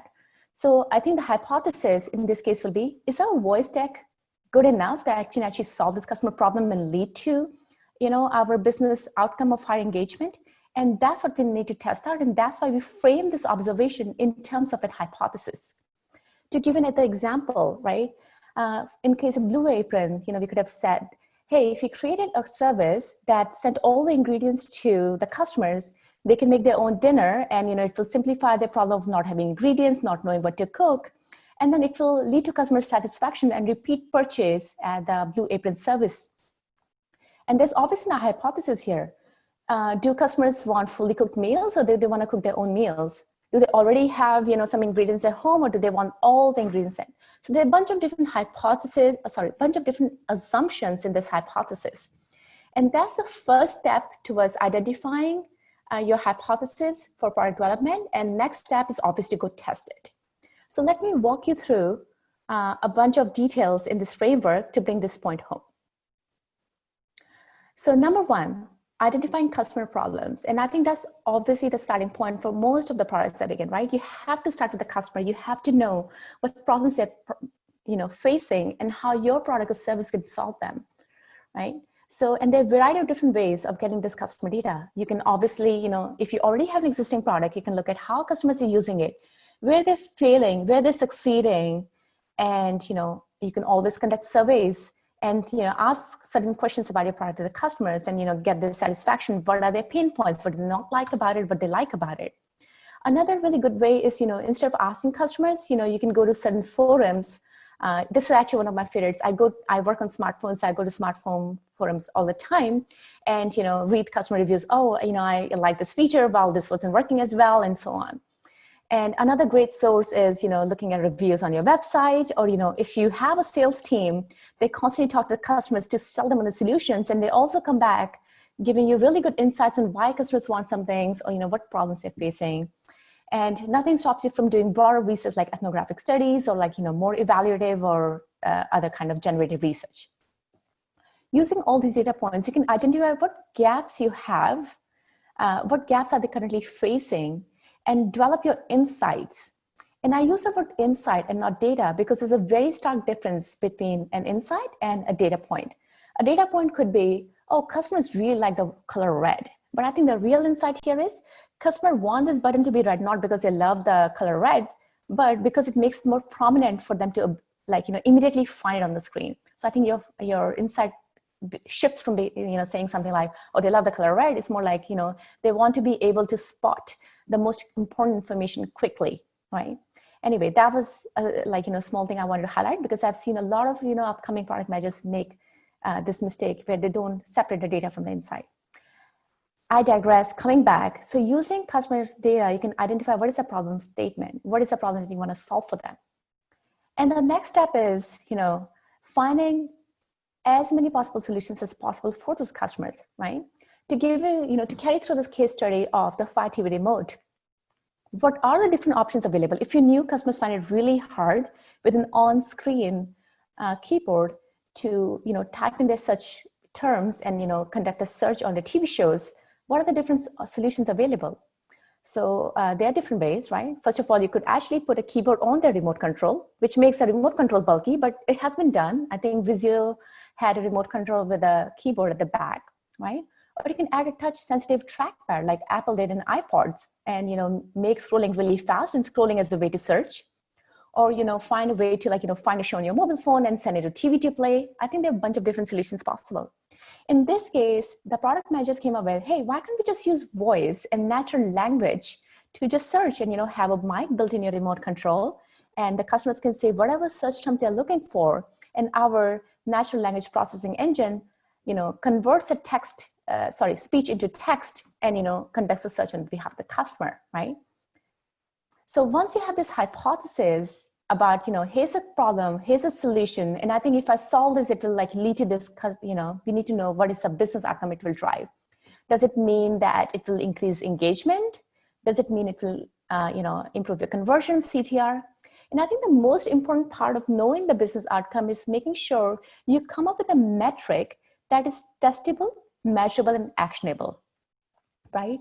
Because, I've seen folks make mistakes about, oh yeah, it will drive, awareness. Awareness is a great, business outcome, but it's not a metric that's very easy to measure. There are definitely ways of measuring it, right? You can always, do a before after survey, like, well, do you now know about the service that you did not know before and see that uptick? So it's not to say there's not a way to know about it, but I think as a product manager, it's very important to know what your metrics are, how will you measure them, and are they actionable? Like, okay, now if you knew that customers' awareness is increased, what are you going to do about it, right? So it's very important to know, what is a particular business outcome you're going after, and how will you measure it, impact it. Another mistake that I see folks making is not knowing the time horizon, right? If you're looking at the CTR, a very simple test, could yield the results in just 1 week or 2, right? But if you're looking at a long-term customer engagement or repeat purchases, for example, you need to know what is the time horizon. If you're talking about the TV purchase, that happens once in many years. If you're talking about a phone purchase, that happens like, given current statistics, once in 2 to 3 years. So you can't expect to run a test and see the impact of these metrics if you're not clear about what time horizon is this business outcome based on. So that's another really important thing to keep in mind. One more thing that you need to really think about is, if this business outcome actually cannibalizes or has a negative side effect on something completely different, right? Yes, you're growing your new users, but guess what? It's whatever you discussed, is having a negative impact on your existing users, right? So you always have to think about, if I did this hypothesis, if I followed this thinking, will this lead to any negative side effects that I have not thought about? And lastly, you need to prioritize. Many solutions can lead to solving the customer problem we have. Which one is going to have the most impact, and make sure you're prioritizing that to the top, right? Or many customer problems are worth solving for. Which one is going to drive your business outcome the most, and make sure you prioritize and focus on those, right? Because it's possible to test a number of hypotheses, but you want to focus your time and effort on the most important thing for the business. So moving to the next slide, once you have developed your customer problem, solution, and hypothesis around the business outcome, you need to test, and test, right? In this graphic here, I'm showing like a A/B test kind of scenario, but there's so many different ways of testing about, your particular hypothesis. You can always do before and after test, right? You don't have to do A and B, control versus test. You can, set a time horizon when the feature or something is changed on the website, and you can completely, measure the impact before and after as a result of your feature. You can do usability research. You can give prototypes in the hands of the customers, ask them to play with, and, do service at the end. Or you can, let people, depending on your time horizon, if you believe that, the customers need to play with this for not just for like 30 minutes, but, they have to use it for like, 1 or 2 weeks before you can truly measure the impact. That's another aspect, right? Creating beta devices that you can give to your customers, and then letting them use it in their natural environment and, home setting, and seeing how it's driving their behavior patterns. So there are a variety of different ways of testing it, and you need to make sure you're using the right test that will lead you to validating or invalidating the hypothesis. The last thing you want to do is to end up in a situation where you have not invalidated or validated. You still in the don't know land, right? That's what you want to avoid. So you want to make sure you have a conclusive one way or the other test that is driving an impact or is not driving an impact, right? So let's also talk about some of the common mistakes people make with this framework. Here's one example. I hear product manager going like, wow, the sales improved when we implemented A. But guess what? We also changed, something else on the website, B, C, and D at the same time. So you will never be able to know whether A actually led to this particular improvement, or whether it was B and C or D, or worse, A actually, negatively impacted, but you couldn't tell because other things improved the sales, right? So making sure you're only changing one thing at a time, there's only one variable, so you can actually correctly attribute your outcome to that particular test. Second thing that I see is like, having a myopic view. Let's say, you implemented this for a small feature, you made some changes to your UI and, moved buttons around, and you're like excited, wow, like more customers are now clicking, amazing. But, in the end, clicking is not your business outcome. Yes, it's a short-term outcome, but I think in the long run, you would try to see is like, how is clicking leading to your business outcome, right? Are customers signing up more? Are you seeing increase in sales? Are you seeing increase in purchases, right? So clicking itself does not lead you to the business outcome. So I think you have to make sure you have the long-term vision and not being myopic about what is your business outcome. The next thing that I have heard from a lot of folks is like, yeah, I implemented this change and my product usage increased. That's amazing. Customers are spending more and more time on my feature in this app. But guess what? They're spending less and less time on another part of the app. So your growth came at the cost of cannibalizing another feature within the app. And is this the right thing for the business, right? So you have to be very careful about ignoring the side effects, or at least knowing how the system is being impacted and not just your area of concern or your product ownership. And lastly, knowing that, is this a sustainable change or is this a short-term change? When I was in Zynga, we did this really cool test where we updated the icon of the app and we saw people were clicking on it more. Mostly I believe it's like novelty factor. I'm like, wow, this icon looks interesting. Let me click on it. So that was really good. We saw more people launching the app and playing the games. But it was very short term. The novelty dies off, right? Like 1 week, we were back to the previous engagement level. So while it's not such a bad thing, because we can continue changing the icon and drive, spurts of engagement, it's not a bad thing. But it's very important to know that certain changes you'll do will not sustain. And you have to keep in mind, right? If you're looking for sustained growth, you have to measure for sustained growth, right? So moving on to the next part of my presentation, I wanted to kind of do a simple case study to bring home the points that I'm just making. So let's go back to the Kyocera phone, right? Like I mentioned, this was the first phone that featured a phone camera. And let's talk about what is a problem customers might have been facing in order to lead to the solution, right? If we research our customers, right? Let's say, this phone customers for a certain age group, in a certain region. And if you research them, you can, figure out like what kind of problems you may be facing. For example, like, I have this perfect moment, but I have nothing to take a picture of it with because I don't carry my camera around, right? And I want to be able to share those moments, even if I have the camera, share those moments with my friends and family immediately. And my camera can do that, but it doesn't have any sharing capabilities, right? It's not connected to the cell network. At best, in today's time, you can have a GoPro that's connected to Wi-Fi, it can upload your phone. But back in the days, there was not a ubiquitous connectivity and, customers were not able to capture their special moments and share out with folks. So that is your problem statement right here. And there's so many different solutions possible. Customers can change their behavior. They can always carry a camera on. Okay, that sounds painful, especially back in the days when the cameras used to be so much more bulkier. Secondly, a second solution could be your camera can evolve and actually have a SIM card in it and then actually send your pictures to your contacts. But again, like now you're transforming your camera into your phone. You have to maybe pay for additional SIM card. You have to upload your contacts on that camera again, right? Sounds painful. Or the other way around, you can add a camera to a phone, which I always have on me. I'm paying for that service, for the self-service anyway, it has all my contacts, right?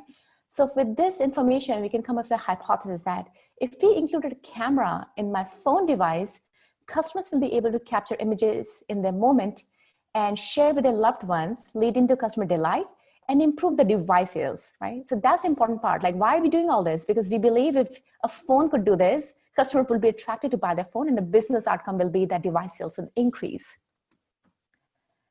To tell you like an interesting story, as the real life story goes, the inventor of this particular innovation wanted to take a pic of their newborn in the moment and immediately share it with family and friends. So as he was awaiting the birth of his child, he thought about, wouldn't it be good if I could, if my phone actually had a camera so I can immediately send it to. So that was a customer issue he started with, right? That's a customer gap that existed at that point of time. But then, we really still had to validate like, okay, this is one user story. Is it going to carry over to millions of users? Is this a broad use case that many will benefit from? And there are many ways of doing this, right? You can do focus groups and ask questions. Are you satisfied with your phone? Are you satisfied with the camera? What do you, in your ideal world, what would you like to do? And, get those focus group results to kind of triangulate and figure out like, yes, there are many people, 80% of the respondents said they like to take a picture in the moment and share. Right? 90% of people take a picture with the goal of sharing with their loved ones, right? You can create prototypes of this device and share it with folks and ask them to use it for a week or two, right?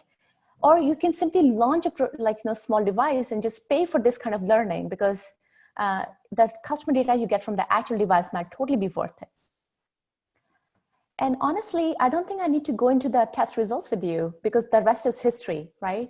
Phone the cameras on phones are literally the biggest selling force, selling drivers. Like folks are actually changing phones today, not because they want more and more phone capabilities outside of the camera, but mostly because they want to use a better camera, take better pictures. And that's why, Apple, Samsung, they're innovating so much in the phones.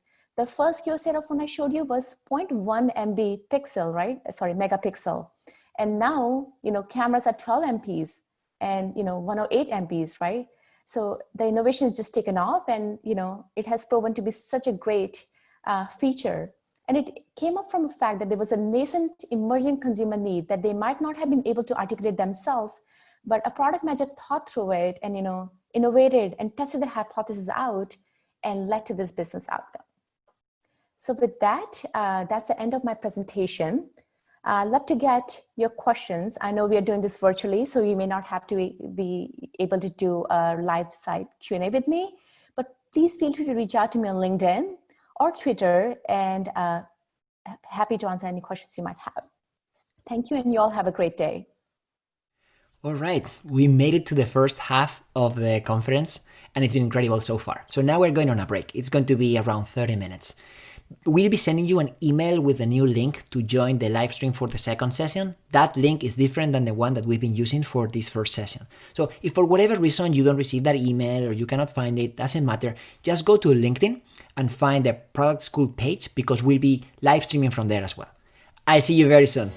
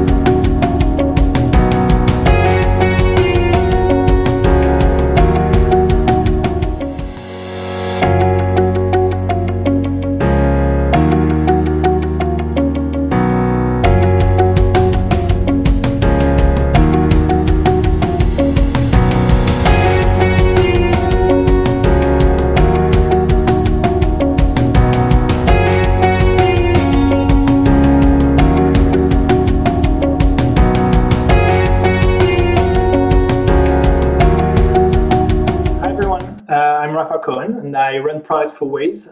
I'm psyched to be taking part in ProductCon this year. Still a bit stressful, I must say, even though the circumstances are a bit particular, to say the least. I'll do my best to make this lecture insightful for you.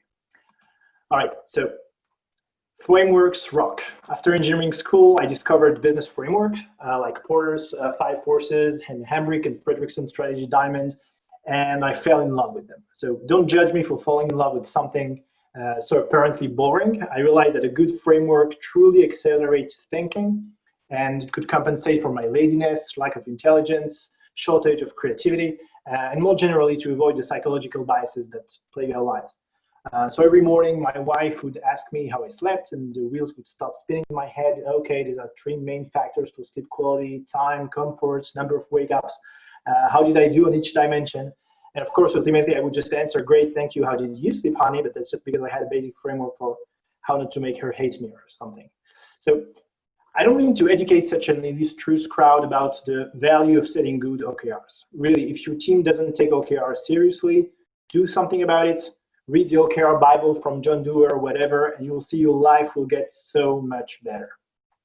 So having grown up not only in startups, but also at Intel and Google, which are like the Jerusalem and Rome of OKRs, I even set OKRs for my personal life with high-level objectives I deem as important, like be a healthy person, and measurable key results. Run 10K in 45 minutes, sitting rate at desk below 40%, etc., etc. You can see here on the screen, that's a picture of my fridge showing only the non-embarrassing OKRs. So the beauty of OKRs is that they connect high-level holistic objectives with measurable and indisputable achievements. So unfortunately, OKRs' usefulness depends on what you're using them for. They're fantastic for organizations, teams, individuals, but when I started my journey in the product management business, I quickly realized they lacked a few important characteristics to be truly useful in product and in future development. So let's talk about some of the limitations of the OKR. First, OKRs don't really tell you how you connect your objective and your key results. So if, for instance, you have a laudable objective around developing, for instance, your relationship with your teenagers, you may set a key result of posting a certain amount of Instagram posts on a daily basis so you can impress your teenagers, for instance. You may even hit this goal, but it's not 100% sure that your objective will be reached. Okay, so that's one problem. Secondly, OKRs don't tell you anything about your ability to hit your OKRs. So I suspect, for instance, that good key result setting might not be useful to me if my objective was to win a gold medal in athletics at the next Olympic Games, for instance. That's me eating hopes. So, and more importantly, OKRs don't tell you if your objectives actually matter. Why is it important to achieve this or that objective? So from my experience, the connection between objectives, key results, and your worldview in general is typically not very important for organizations and teams. So the objectives are usually more or less clear. So if you work for Intel, your objective will be to sell chips. If you work for Philip Morris, your objective will be some intentionally muddy version of selling more cigarettes, right? And you don't need much more in order to deliver good key results. The objectives are clear. So back to college. Coincidentally, because I had to take breaks from Fourier transforms and differential equations, I started to develop a very basic and granted shallow interest for philosophy.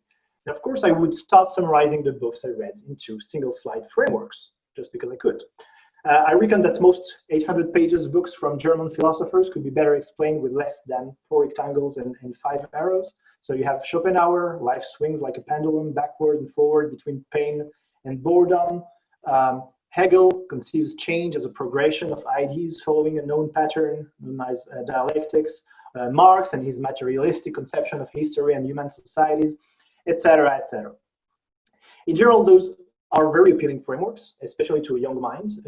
They're not merely aimed at analyzing case studies, but they offer a prism through which one can make sense of anything in life, or at least that is the promise, right? So according to philosophers, if something happened in your life and didn't fit the framework, you probably just misunderstood what just happened.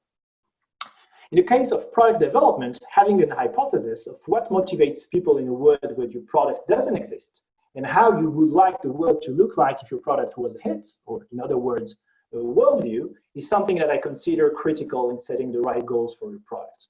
You need a worldview. and OKRs can't help you with that. So one concrete and very quick example from Waze. Let's assume you have a business objective to have users to drive more with the app. This is a straightforward objective, and as a PM, of course, you need to get to work and deliver. So a bad PM will, of course, start from the feature, like all bad PMs, and say, hey, let's put virtual goodies on road and have people make detours to win them. The more goodies you get, the more points you get, and the more points you get, the more points you have, or whatever, right? So let's make the game addictive also, make it addictive enough so people drive more even they don't really need to. And of course, the universe in which you're successful looks like this, chaos on roads. There's good news, by the way, you probably won't achieve your objective because nobody cares about your goodies on roads anyway. Now, if you're a good PM, you will set OKRs. You will set metrics, such as driven miles per user. You will start brainstorming with engineers, analysts, designer about an idea which could move the needle on this KPI. As an analytical person, you will probably quickly model driven miles per user as a function of sessions per user and miles per session. Reckon that it doesn't make sense to have people drive if they don't have anywhere to go. So we'll decide to focus on miles per session. You'll end up with some idea improving the end of drive experience, probably around parking, to make sure the users don't close Waze before they arrive at their destination. Because you're a data-driven person, you look at data, see that 50% of users in relevant audiences don't complete their drive with Waze open, and set as a goal to improve this by, I don't know, roughly half, okay? You may be even successful in your endeavor and get promoted. But if you're a product philosopher, you will have some informed worldview around the propensity people have to become extremely altruistic towards their own imagined group in the face of adversity, and to develop maybe hatred towards strangers when life gets tough. You will also think how miserable people feel every day when they commute in traffic. You will dream of making their lives a little bit better because you believe that solving their problems is the only way to achieve your organization goals. You will connect these ideas, build up some hypothesis that knowing what's en route reduces anxiety and stress and creates a delightful experience. Just one example. You will bet that users in traffic will think of themselves as a tribe, fighting against a common enemy, maybe the traffic monster, and that they will take a high moral stance against line cutters and overspeeders by reporting what's en route, making other Wazers' life better and increasing the value they get from it, and then other Wazers will use Waze more, etc., creating a virtuous circle. So we'll build maybe a better UI. You will end up building a radically different, and I would argue better product that will ultimately build a world-class company, because you can imagine how the world looks with and without your feature. So that's the difference between starting from the feature, starting from the objective, and starting from the worldview. So again, you need to have a worldview, but be careful. There is one serious pitfall to most worldviews. Making one's worldview evolve is not something that seems to be desirable for some reason. Philosophers in particular are stubborn creatures. Much like politicians, their career would probably be over if they changed their minds. So it will often look like they try to bend reality to force it into their frameworks. So while product managers will need a worldview in order to build great products, we'll see how in a moment, they will also need to make sure it remains flexible and adaptive. This is why we have statistics, by the way, or the science of changing your mind under uncertainty. So still, it's risky, but there is simply no alternative to having a worldview. Every data practitioner knows that without data, you're just another person with an opinion, but everybody forgets that without an opinion, you're just another person with data. That's just as important. Before we talk about how to develop product in the context of a worldview, let's start simple and talk about the other gaps in the OKR settings. First, assume you have the right objective. How do you set the right key results? So Google has a less known, just as internally widespread framework used specifically for product development. It's called Goals, Signals, Metrics. I won't dig too deep, but in a nutshell, goals and objectives are roughly the same thing, and they're still the input to the framework, just like OKRs. The output is a bit different though. The goal of this framework is to use product managers and designers to find the right metrics for measuring success, not to tag them with a number, but to find out what's the right metrics.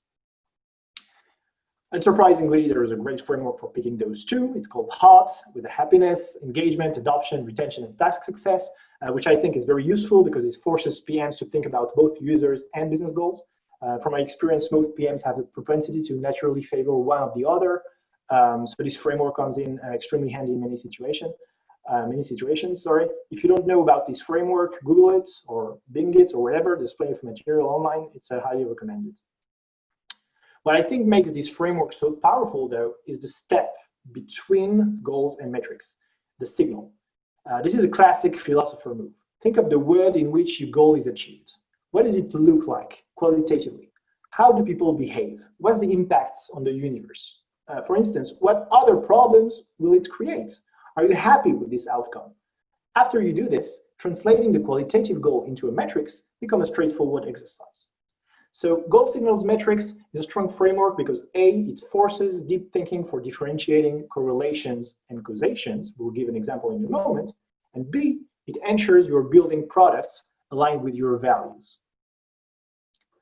Once you have you have the right metrics, you can move forward and set measurable goals, put tags on the KPIs. And here comes your second big pitfall. How can you estimate before you build something what is the impact on your metrics?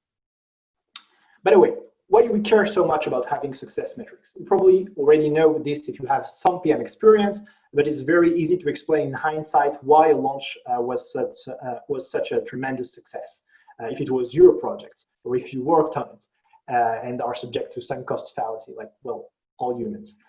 It's also just, by the way, just as easy to explain why this very same launch was such a shameful failure if you were against it to begin with, because you don't like the person who came up with the idea. So in order to avoid this unpleasant situation, we discuss how success looks like before anyone falls in love with an idea. We never, ever rediscuss it later on. If a key result is not hit, the PM in charge of the feature must pledge to iterate and improve or to kill the feature. There is no middle ground. At Waze, we tried to come up with a framework that takes the best of both OKRs and goal signals metrics and improve it further, and came up with HOSCAR. HOSCAR is the template for product philosophers, and hence it became the literal template of all of our specs.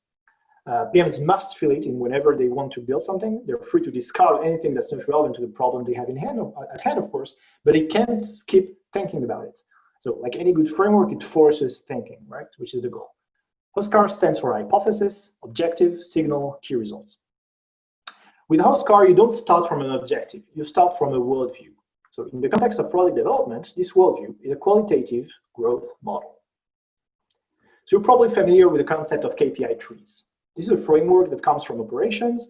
It serves as a taxonomy of all the KPIs in a service or a team or organization, trying to understand the relationship between them.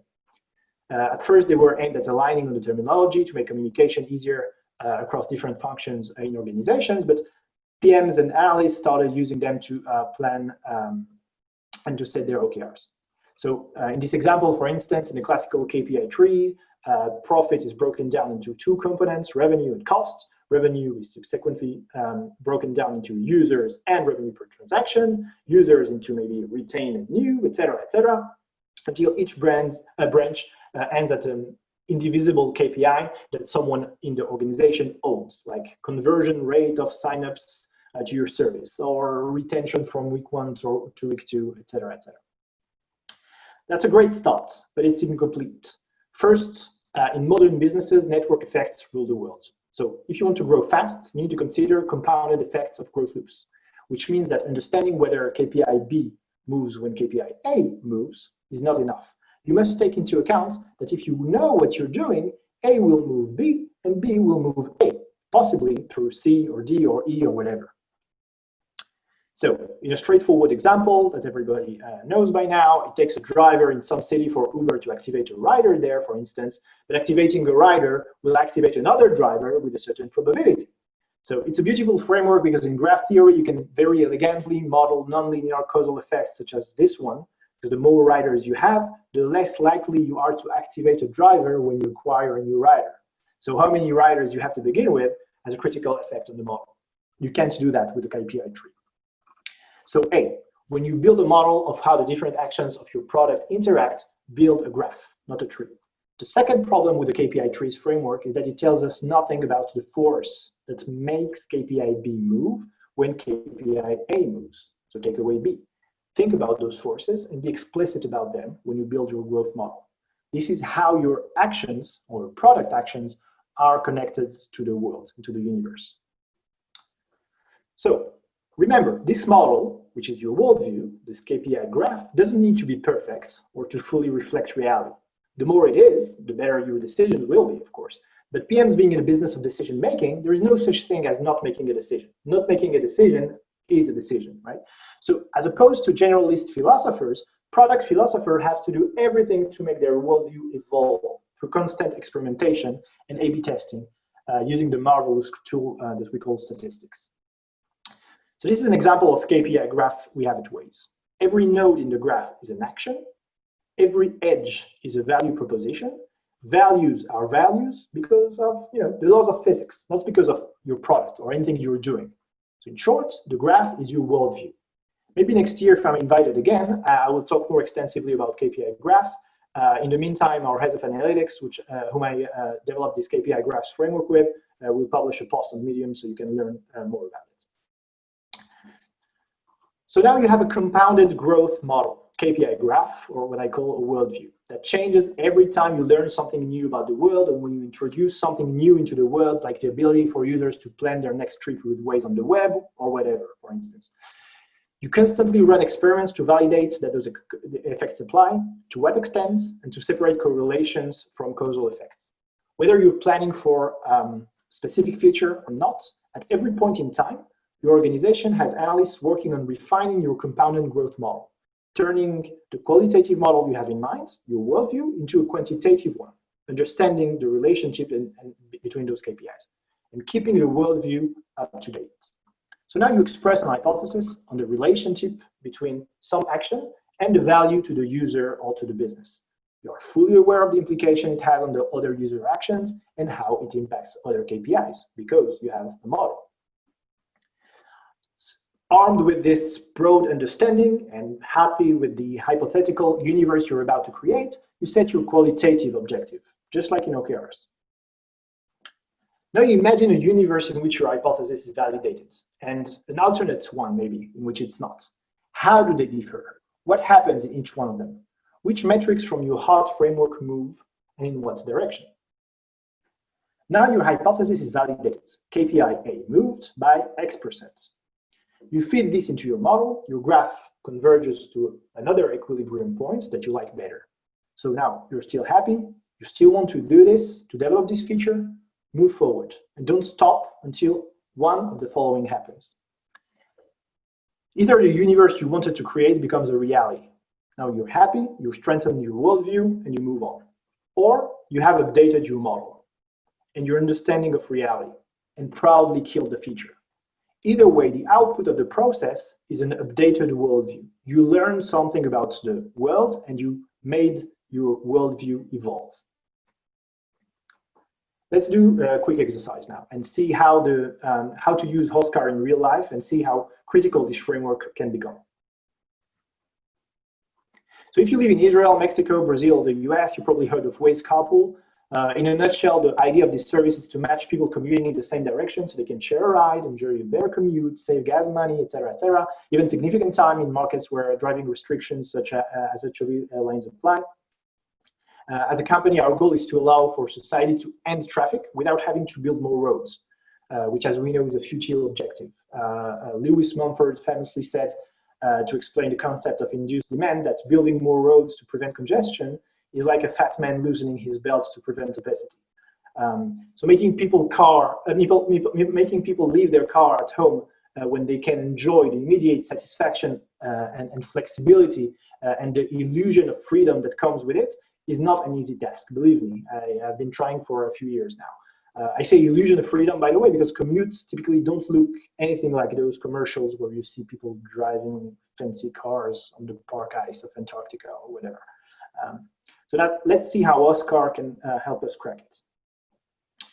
So start with regular OKRs. You're a PM on Carpool, and you notice that 65% of rides in Carpool happen between a rider and a driver who already carpooled together in the past. The next, what I call. As always, when I want to make a point, by the way, I'm making up numbers here. So like a good PM, you're data-driven, user-centric, so you decide to set as an objective to make the experience flawless for historical pairs of carpoolers. Being so fundamental to the overall experience, you define this flow as a critical user journey. Maybe you conduct some UX research to get insights on how people get to their past carpoolers, how do they reach out to them, what are the friction points, how you can remove them, etc., etc. So now you decide to build a new features, favorites, maybe. So it allows users to bookmark their past drivers so they can easily find them and request rides from them. You look at your hot framework and recon your feature should impact retention, maybe, because it will be now easier to book rides with people you know on Waze than scheduling pickup with text messages or on WhatsApp and paying with Venmo. And maybe you also pick task success, because doing so will become much easier. So you pick some KPI like share of rides with past carpoolers or number of rides with past carpoolers and set numeric goals for those KPIs. You do your job. You want to start building the feature, you review the spec with your chief product officer, and you get sent to the host car and come back. And this is why. Now you do the same exercise with host car. With host car, you already have a worldview before you start thinking about your feature and before you looked at this particular data. And here it is. You understand that in carpool, your currency is trust. Trust between people who don't know each other.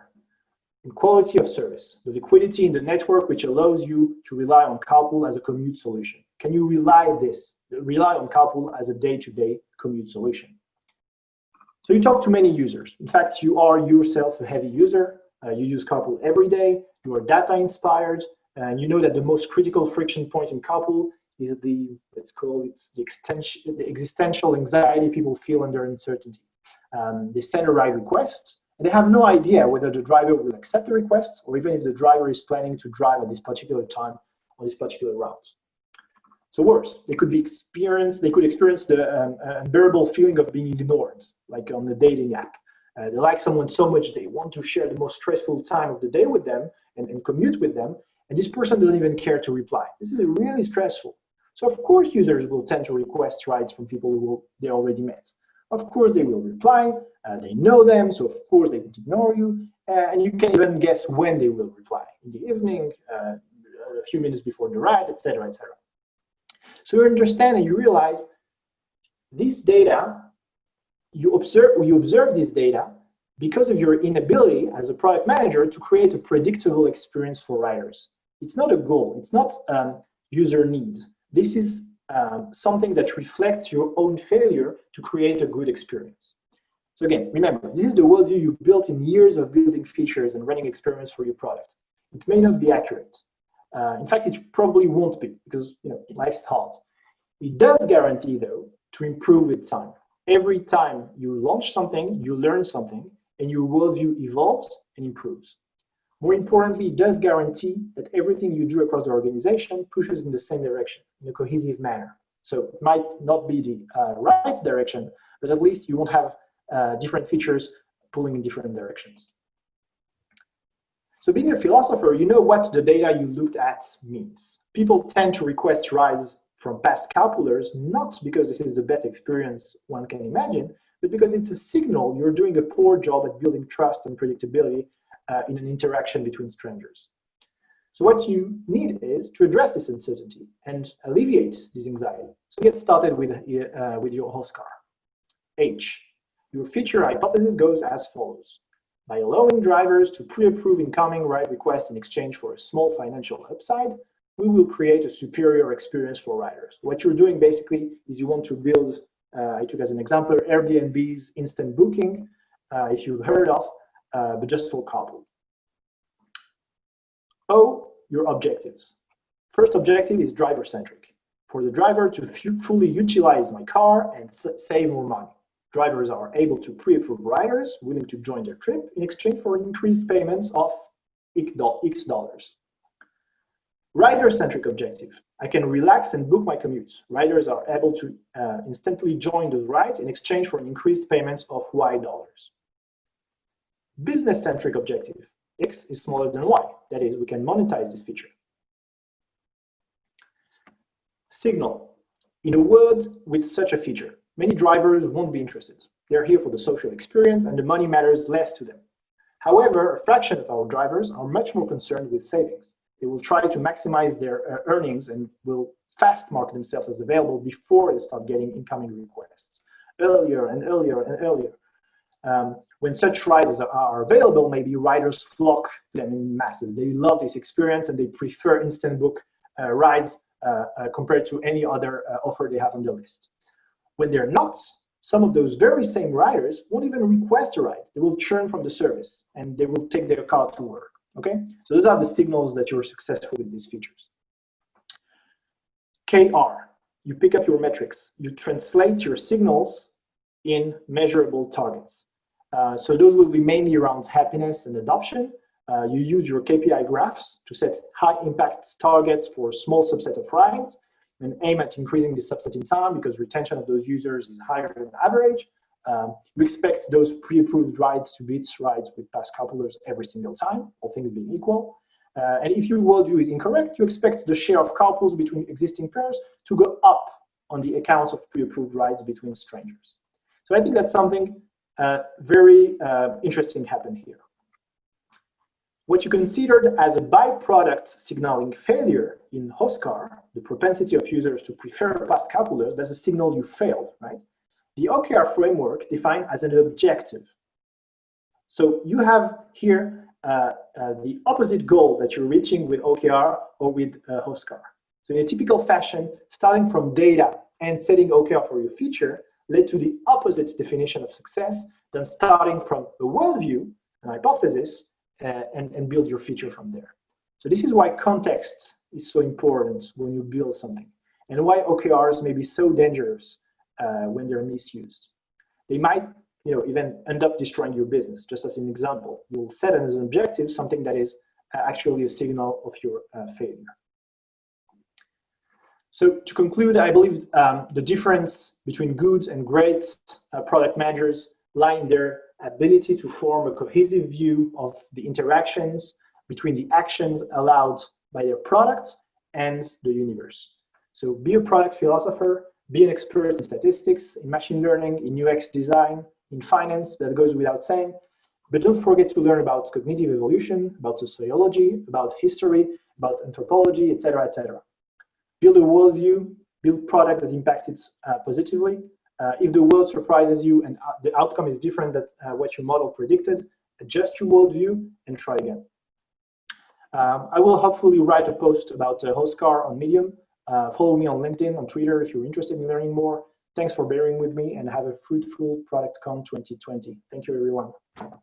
Hey, sometimes I get asked about the difference between our certificate programs that we deliver online to individuals and the corporate training programs that we deliver to large organizations. So I'm going to shed some light on the latter. Examples of our corporate clients include Walgreens, Amazon, Visa, and Freddie Mac.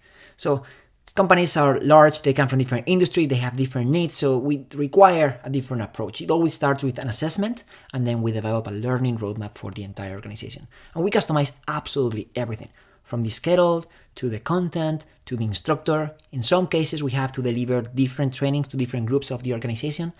And it's exciting. So if you are going through a digital transformation process, if you want to level up product management organization, please check out productschool.com/enterprise and learn a bit more about our services. We'll be happy to chat with you and learn more about how we can help. Thank you. Hi, my name is Mark Alfaro. I currently work at LinkedIn. I have over 15 years of recruiting experience. My name is Helen, and I'm a product manager at Airbnb and also an instructor at the Product School. The first 6 weeks of the course, we teach you the hard skills that you need to be a product manager. The last 2 weeks, we teach you about interview skills and also how to actually land that job. I like to teach product management because it's a very high impact tool, but at the same time, it's very hard to break into. I like helping students at Product School identify what kind of companies they want to work at and then help them with the skills they're going to need to be a product manager at that kind of company. Hey, I'm Nick. I'm a product manager at Lyft, focusing on the passenger experience. I'm Drew, and I teach the product management class at Product School. I'm Ankit. I've been a PM for over 5 years now. I've worked at Microsoft. I work at Stitcher, a podcast app, and I'm a product manager there. I'm Ryan Cunningham. I'm a product strategist at Uber Eats, and I work mostly with non-engineers here at Product School in order to teach them how to become effective product managers. I teach a lot of the tactics and strategies of product management, everything from understanding who the user is to even assessing whether or not a product or an idea is a viable market opportunity. You know, you might not have a computer science degree, you might not know how to code, but you don't need to. It's contrary to popular belief, most product managers don't actually come from a technical background. On the side, students are working for 7 weeks towards a big final project as well that they present to the entire class. I think what Product School does is it gives you the information, the tools, and the motivation and a group of peers to be able to help you accelerate in that path. Whether you come from an engineering background or customer support, the curriculum is something I wish I had when I was first starting out. Definitely would recommend it. I wish that I had it when I was learning.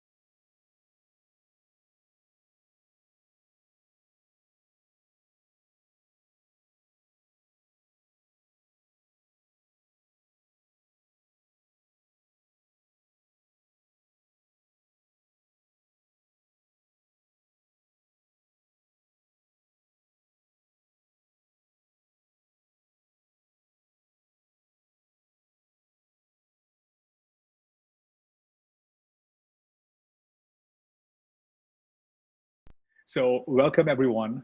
Today's session is about growth, product-led growth versus product marketing. How are they different? What are the similarities between them, and which companies use what strategy when they think about growth in general, which is thinking between product-led growth versus product marketing, or maybe they go hand in hand. So we have a very exciting panel in front of us today, covering both the consumer side of the world and the business side of the world. On the business side, we have Chartio, Dave Fowler, the CEO and co-founder, who's joining us today. And we have the VP of Product Marketing, Xavier from Algolia, joining us on our panel today. Hi, Xavier. Hi, Dave. And on the consumer side, we have Anya, who is the former product lead on Spotify. And I'm your moderator, Mayank. I'll be curating and discussion and taking the discussion forward. I work on Facebook Marketplace as a product lead. So we'll do a quick intro for all of us, just 1 or 2 lines each, and then dive into the discussion right away. I can quickly start with my intro and then go roundtable. Cool. So I'm Mayank. I'm a product lead at Facebook Marketplace, working on their C2C and B2C products for marketplaces globally. Been here for about around 4 years, and before that worked on other companies which are very marketplace focused, like Uber, eBay, and some startups in New York. Yeah, Xavier, do you want to go next and give a short intro? Yeah, absolutely. Thanks so much, and Mayank, and really pleased to be joining you all today. So my name is Xavier Amazabal. I lead product marketing at Algolia, and I've been in B2B tech for about 21 years. Some of the notable companies are Salesforce, Dropbox, Google Cloud, and now Algolia. For me, my journey into product marketing came from being a consultant and a pre-sales engineer, and then really got passionate about evangelizing and telling the product story. So that's a little bit about my background. Thanks, Xavier. Welcome. Anya, do you want to go next? Sure. I'm excited to be here. Curious to talk about all our different opinions about product versus market-led growth.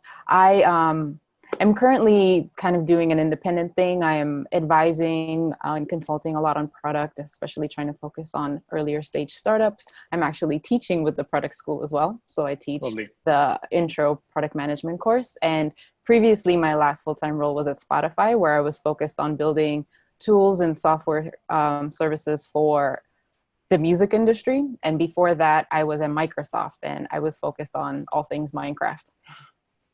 Brilliant. Thank you. Thank you so much, Anya. Welcome. Dave, you want to go next? Yeah, pleasure to be here. I'm Dave. I'm the founder and CEO of Chartio, and I'm a very product-focused CEO.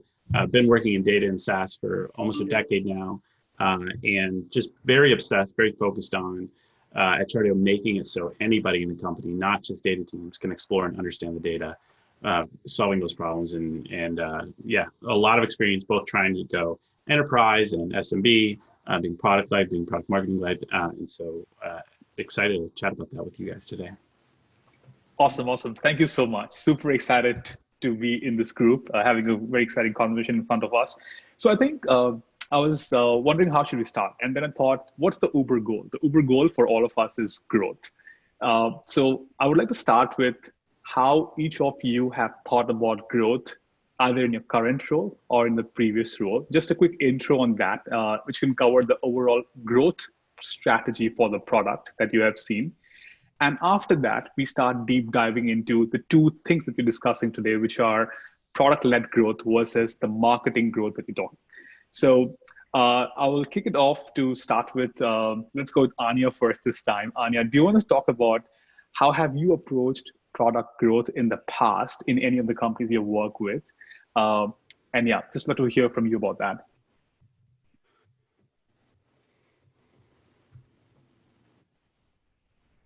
Anya, you there? I think. Sure. Okay. Okay. Yeah. Can you net fun time pandemic? These live at any time.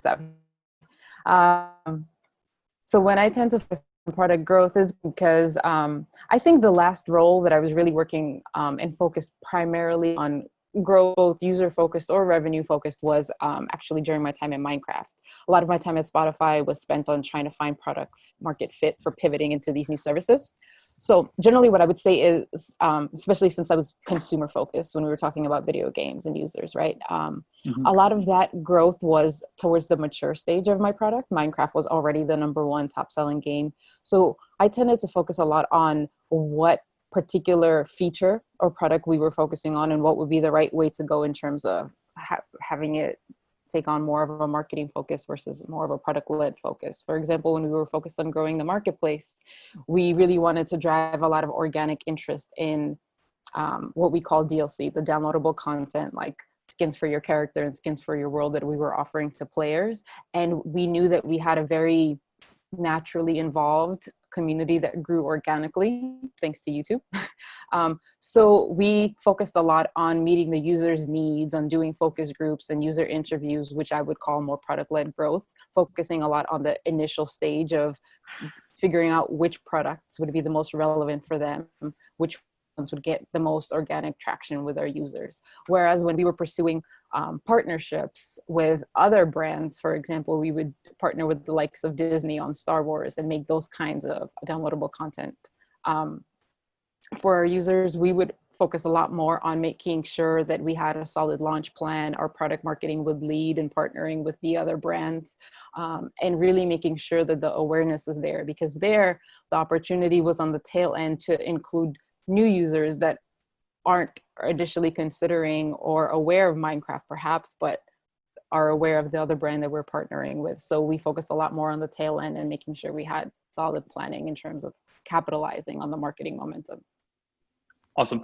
Thanks, Anya. Anya, just to confirm, you broke up a little bit. So the not much though. So the product you're talking about is the Microsoft game that you worked on, right? And was it what was the name? What is the game again? I missed that. Yes. Yeah. Sorry. 5-second quick background. Minecraft. So Minecraft, of course, yeah. Minecraft is a really popular game. It was initially developed by an indie studio in Sweden, and Microsoft had acquired the game studio. Yeah, we all love Minecraft, I'm sure. Okay. So I think two interesting points that you call out here was, number one, the stage of the product also matters. So it's not about we can deploy anything we want. It's to evaluate what stage the product is in. So it was a mature product that you worked on. That's number one. For all of you, the phase is important. And second is you split very well between both product-led marketing and product-led growth and marketing, where it sounded like for your specific product, a lot of awareness was done through marketing. And then you had this organic product, which you were understanding through research to figure out how can you grow it once you have people coming into it. Is that a right framing on how you approach your overall growth for Minecraft?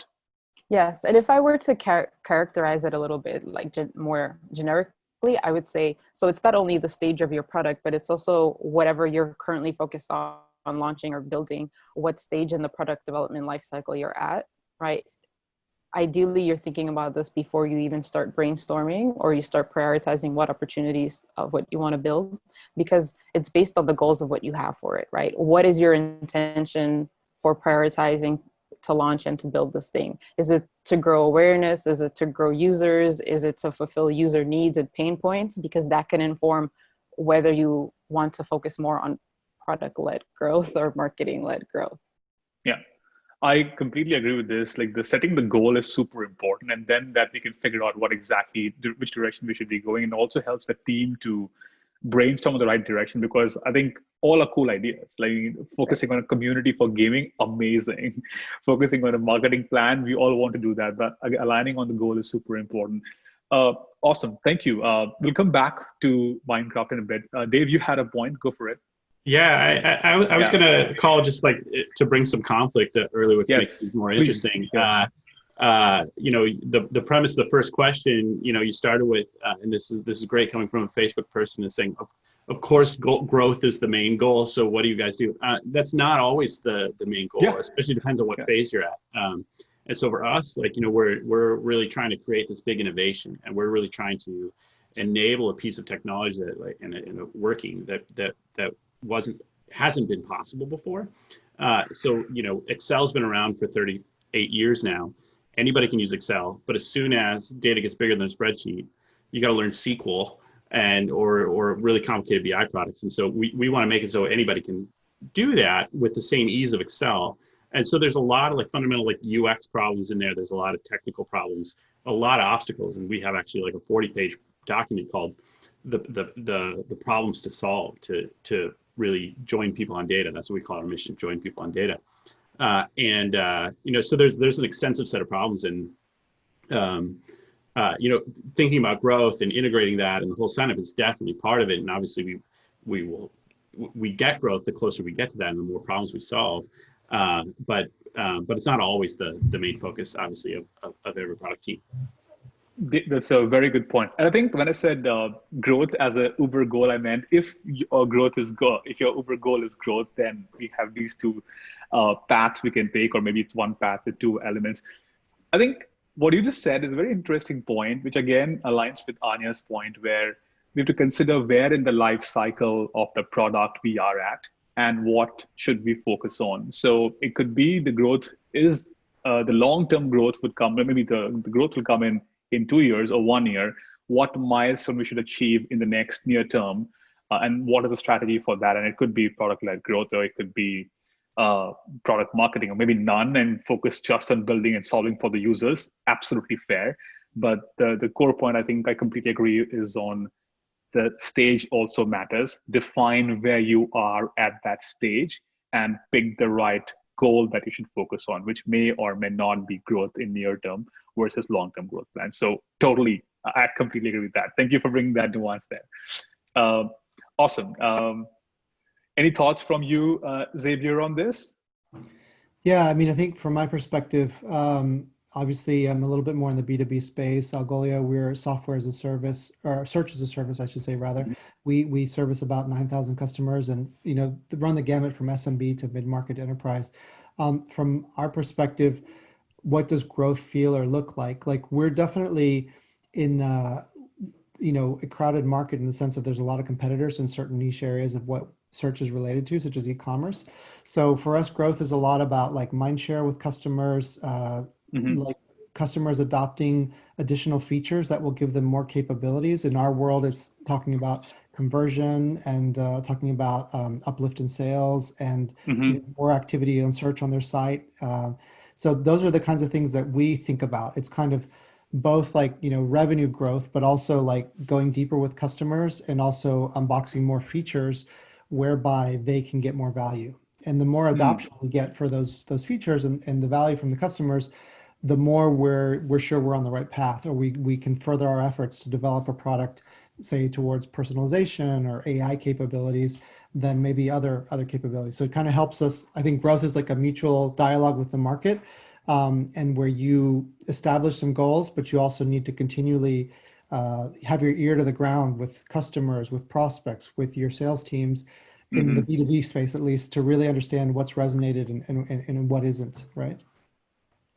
That's very good. So I think just to I'll extract some of the learnings from myself on the B2B side as well from this talk of yours. Like, I think what you're saying is the type of marketing could be different as well, where you go and show the case studies that are outcome-based results that have been shown in the previous sort of use cases that you have seen success, which is a different strategy than going all out and do a pretty big marketing campaign. That's how you sort of bring the people to your product. And that has to happen, obviously. But along with that, let's call it is that product marketing for you? Will that be the right way to look at the bucket? Okay, awesome. And the second bucket is still there, which is the product-led growth, which may not be instant, or it may not be changing a button to green to blue to see the impact right away. However, learning from them and going back and influencing the roadmap to come back with a much more long-term impact. So there's a constant cycle that also goes in with the B2B, with the businesses to understand the needs. So again, it feels like they go hand in hand, like both for if it's consumer or it's B2B, they're always, scenarios have product-led and product marketing going hand in hand. I agree. And I just add, like, I talked a lot about companies and customers. Obviously, developers are a massive part of what we do as well. So that's probably closer to a more product-led type organic adoption, if you will. So that's also super important for us to keep in mind and to make sure we're easy to understand what we do, to sign up for a trial, to get up and running. So that's probably closer to some of the other freemium or B2C style products out there. Awesome. That's very interesting. But even for developers, I think there has to be, go ahead, Anya, you saying something? Oh, I was going to say, since you did mention changing the color of a button, that is not to be understated when it comes to product growth. A/B testing of a button or drawing attention to an upsell screen can have huge impact overnight just by testing some of those small iterations. And that's totally product. Yeah, I completely agree with that. I think those are the first things we would love to focus on, because that's what the biggest wins comes from, making it easy to increase the visibility of the product with the users. I completely agree. Thank you for calling that out. Awesome. Dave, do you want to say anything about Chartio on how you guys think about growth in general? Yeah. I mean, you were just kind of getting into a framework of how to think about product marketing and product-led growth. And I think product marketing is definitely a big part, an important part of product-led growth. You know, product marketing, the positioning, the messaging you have to people, how it all fits. But I think you can also, and a lot of companies and most of my competitors have a lot of product marketing, but not product-led growth. So there's also that world, especially in like enterprise sales and enterprise-led companies that don't have a self-sign-up flow. You still have a lot of product marketing there, but so product marketing can live independently of product-led growth, but it's also a part of product-led growth. If that kind of makes sense. Yeah, I totally agree. When I was just thinking about the topic of this panel in general, I was almost a bit confused because I don't see why you need to differentiate so much, especially since I've been consulting in startups that are a little bit further on. They tend to obsess about being able to attribute impact and value back to a certain function or a certain team. But I mean, the best product development or the best product growth is collaborative, and it shouldn't matter whether it's technically marketing or product-led growth. And in my case, the best practice is for both parties to be involved throughout the product development lifecycle. So marketing should be involved and think about product marketing-led growth as you're brainstorming and prioritizing what to build. And product should certainly be involved in that conversation as well. And then later on at the end of the product development lifecycle, you're thinking about the product launch plan. And content marketing, or how you want to make sure that your users, customers are aware. You'd also want both parties involved. Not just come in and like more traditional respective parts. Cool. And I think I agree with that. And this is, I know you're breaking off a little bit. You're saying something?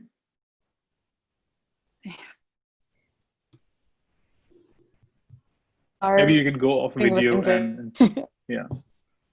Yeah, we're getting cut off here. Yeah. To summarize that, maybe the alternative to product-led growth is kind of sales-led growth, and which does heavily rely on product marketing, and other people can kind of associate that. But I think a huge part of sales-led growth is product marketing. But I think product marketing is kind of the one that transitions and stays with you even as you move to as more and more companies move to product-led growth, as more and more new companies, and that becomes an increasingly popular way to bring a product to market. But product marketing kind of like persists through and works for both. Yeah, I think I'll add one more nuance there. I mean, I completely agree with both of you. Like the products I've worked with, it's never marketing growth or product growth. It's one growth team that works on the problem, which could be either a long-term problem or a short-term problem based on where the product is at that point of time. And we all bring in the team together, marketing folks, engineering, research, design, everyone, and form a core team to address that, understanding the situation, the opportunity, and then go work on it. Agree. I've seen a flip side of it also, which is primarily on traditional companies who are offline companies coming and now becoming online. So for instance, if you look at a Walmart, in the past, I've spoken to a couple of people there, or some traditional offline, traditional non-online companies, if you will, they already had a marketing department which was running marketing. And now comes technology and product. Oh, we have a new thing that we are working on, and we to bring people into our website, into our app to do the conversion. They do see a nuance there a little bit, where the marketing team operates as a marketing team, whereas the product team has their own thing, and slowly they're blending in as well these days. But that's where we have seen some nuances in the market today. But I'm completely with you on that they are one thing together, but could be different roles to play for the same goal, which could be bring in more people and convert them. Awesome. Anya, welcome back. Sorry about that, but you guys saw my lovely penguin, Mona Lisa. We love your plant in the background. That's great. Okay, cool. So let's anchor on an interesting point that we all talked about, which is the stage of the product. Dave's product is a little bit early. They're disrupting the market. They're coming up with building the product. So what they need is different than what Anya needed in her Minecraft story, or what a Facebook, Uber / Google would need. And same goes for Algolia, where it's an established product with a lot of crowded space. And how do you navigate your way? So the question is, do you think, as we're starting, I'll start with Dave. So basically you are building a product, still like it's not a huge product yet. You don't have a big market share, so you're still building the product towards showing it to the users. Where do you think about growth coming from in the near term? Do you think about A or B first? So do you think about I should first focus on building the right product, so product-led growth, like let the product speak for itself, or you think about, no, I will do some marketing and see how it does and then move forward? Is there any sort of preference? Because see, as you become large, it's easier because you have luxury of, resources to play both the games. I think in the early stages, a little different. Love to hear from you on that. So just to be clear too, actually, Chartio's been around for almost a decade, and we're actually older than Algolia, and but at the same time, we're still really innovating a lot, and there's still in data, like we're a big part of the data stack, and there's just a lot to build and continue to build. There's a lot of competitors out there that have like gotcha. 3 to 500 to 1,000 developers and huge marketing teams and stuff like that. So there's always kind of this battle between, like the self-serve motion, also building things that really differentiate, that really stand out in a complicated product, such as a business intelligence product. And so, it's always kind of a struggle and a balance. We had about, like this quarter, we had a bit of people focused on both. So we had a lot of people really focused on about 2/3 of the people really focused on some of the big innovations we've done, which has brought like collaboration and commenting to dashboards. We also just launched in March and continue to work on it, what we call Visual SQL. We basically took SQL, which is the most powerful way to work with data, and we made a visual version of it so that really anyone can do it. We did a ton of user testing and prototyping to do that. So a huge amount of effort into kind of bringing that innovation and really proving to ourselves and to others that this is a product that now 8 out of 10 people that we user test this with can intuitively make charts themselves, where every other product we've tested was only 1 out of 10. So a lot of time and effort getting into those innovations, that you have to be really confident about putting that much time and effort into an innovation. Is this what some people really want? And for us, we definitely heard a lot from our customers. And also, it's just kind of the thesis and the mission of ourselves as a company. And so really putting a lot of resources on that makes a lot of sense. But then about a third of our company on the product and edge side was very much focused on, that sign-up experience, that self-sign-up flow, which in business intelligence is also very hard, because the first thing you have to do when you come in, it's not that useful unless you kind of connect your data up to it. Pretty technical challenge to do that, to like, hey, go connect your Redshift or your Postgres or your Segment.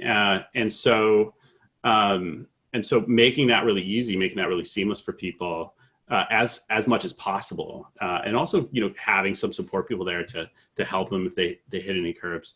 And we were able to make a really big impact this past quarter on those numbers. And so it is a combo of both focusing on that innovation and the product-led growth, and they really feed each other as well. Like, us solving our mission is a big part of us getting to our growth and getting really differentiated in a pretty noisy space. So I think I'll rephrase the question I'll let Xavier and Anya jump into that. So I think, how do you balance features that are good for growth versus features that customers are asking for? I mean, you answered that very well for Chartio, I think, where you focus, it seems, more on the. Go ahead, Dave. Do you want to jump in? I'll add a third category to that, which is like features that customers will love, but maybe aren't asking for, like innovations. And so that's also a really hard one to figure out and balance. Sure. So I'll put them in the one bucket: solving customer problems, and whether it comes from them or we go identify by our research, versus a growth feature or a set of growth features. So how do you balance between them? How do you prioritize? I'll go like with Anya, Xavier, and then Dave again. You can jump in if you have some last thoughts from Chartio. Anya, do you want to go first? Yeah, I love this question. I think the answer to this could certainly be a bit different if you're focusing on consumer versus B2B. So thinking about the consumer side, particularly, maybe I'll talk about both. So with Minecraft, I mentioned that we had a really, really passionate user base and community. They were super involved, super active on reporting bugs. We had a huge beta testing player base. And what that resulted in terms of really knowing your audience and knowing your users is, for us, it was super important to always deliver on features that were in demand by users, right? They were super involved. They were convinced they knew what they wanted. If they wanted to add every single animal in existence and maybe even made up as a mob into the game, at some point we had to make sure that they felt heard. And even if it wasn't every single update, every single feature, we included something that they were demanding, we had to give them a roadmap and insight. It was very important for us to feel like they were heard. And that was both focused on and identified from the product side as well as the marketing side. It was in every function's in everyone's best interest to do that, just reflecting on the community that we had. And abstracting that a little bit, even thinking about how we were prioritizing what we were building for the music industry, particularly independent artists at Spotify, this was also always a tug and play, because we knew there were some things that would help give us growth. We knew there were things that we can put in that would make their lives easier and would help us onboard new users faster, since we were earlier on in the product lifecycle stage, right? We were just trying to find product market fit. Mm-hmm. But if we didn't include the need to have features that artists considered important, the things that they were focused on in their day-to-day that they would find the most relevant in order to switch, in order to adopt, in order to reconsider the product, then we would be losing them. So for example, promotion was the hardest thing to solve in that point in time in the music industry. Still could be, especially in the streaming space. And that was the must-have whenever we spoke to any of our users, any partners within the music industry, particularly in the independent space, because they lacked access to promotion. And we wanted to focus on democratizing promotion, and it was a super hard problem to solve. So we would have preferred not to start there, but we found that it was a must-have if we were to include growth as a goal for us and to really reach a relevant user base. So I think this is great. Two good insights which I will extract from this would be, one, focus more on knowing the user segments first. So that's like top of the pyramid in terms of learning what we have to learn.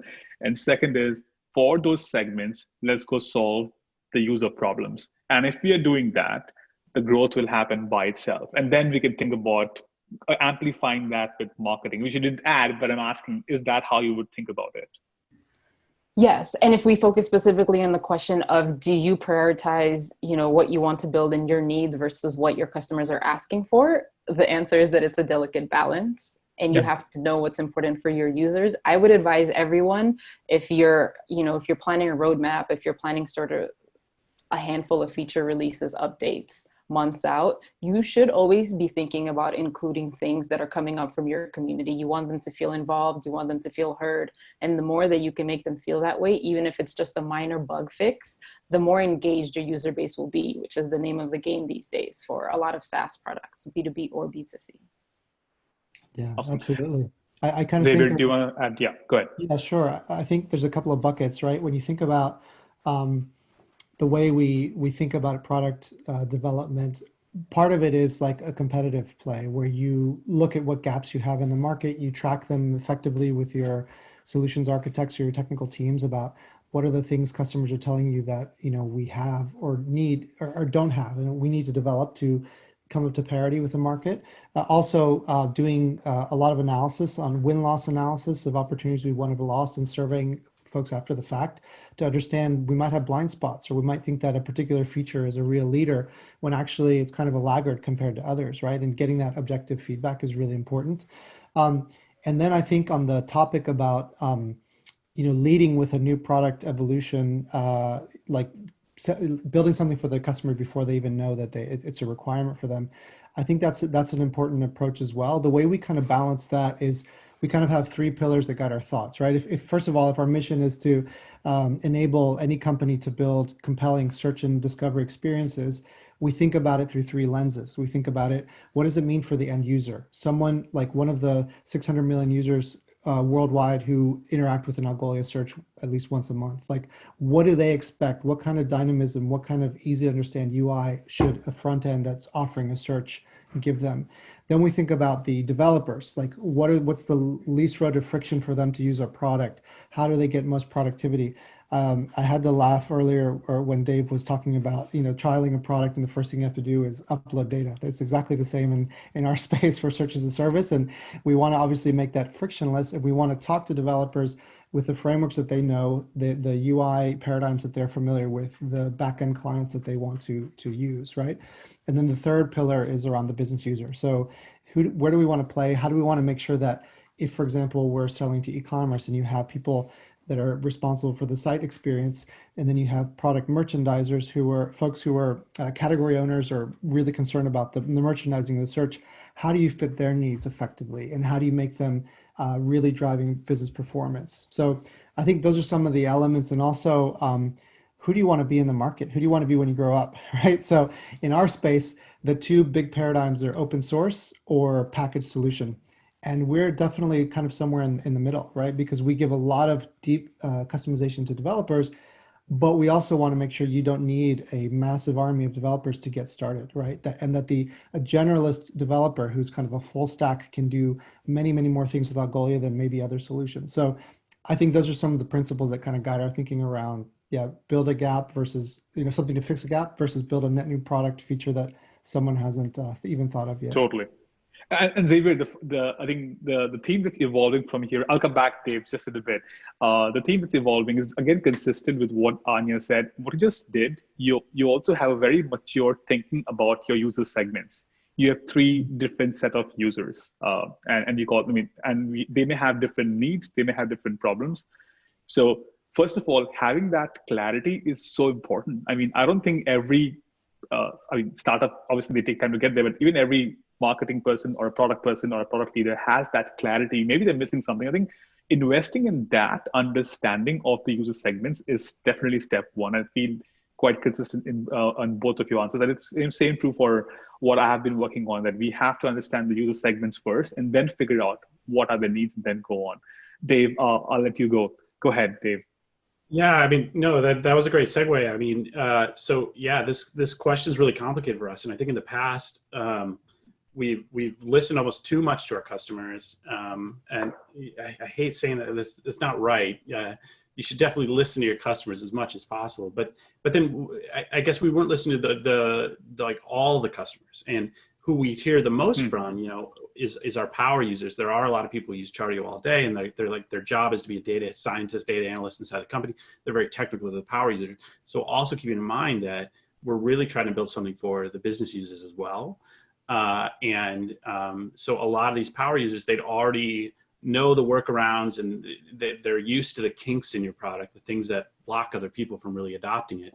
And they would, so they're requesting more things, or they're requesting maybe a feature that they saw your competitor has, and so you end up, if you just follow all that, they're like, you make this map type or make that, you can just end up making a clone of your competitor set out there, and nothing really differentiated. And we're trying to make something innovative and differentiated. So we really had it, where we had to go to was user tests and do a lot of user tests on people just first trying the product, because so many people come in, and you don't hear from the people who got confused and went away.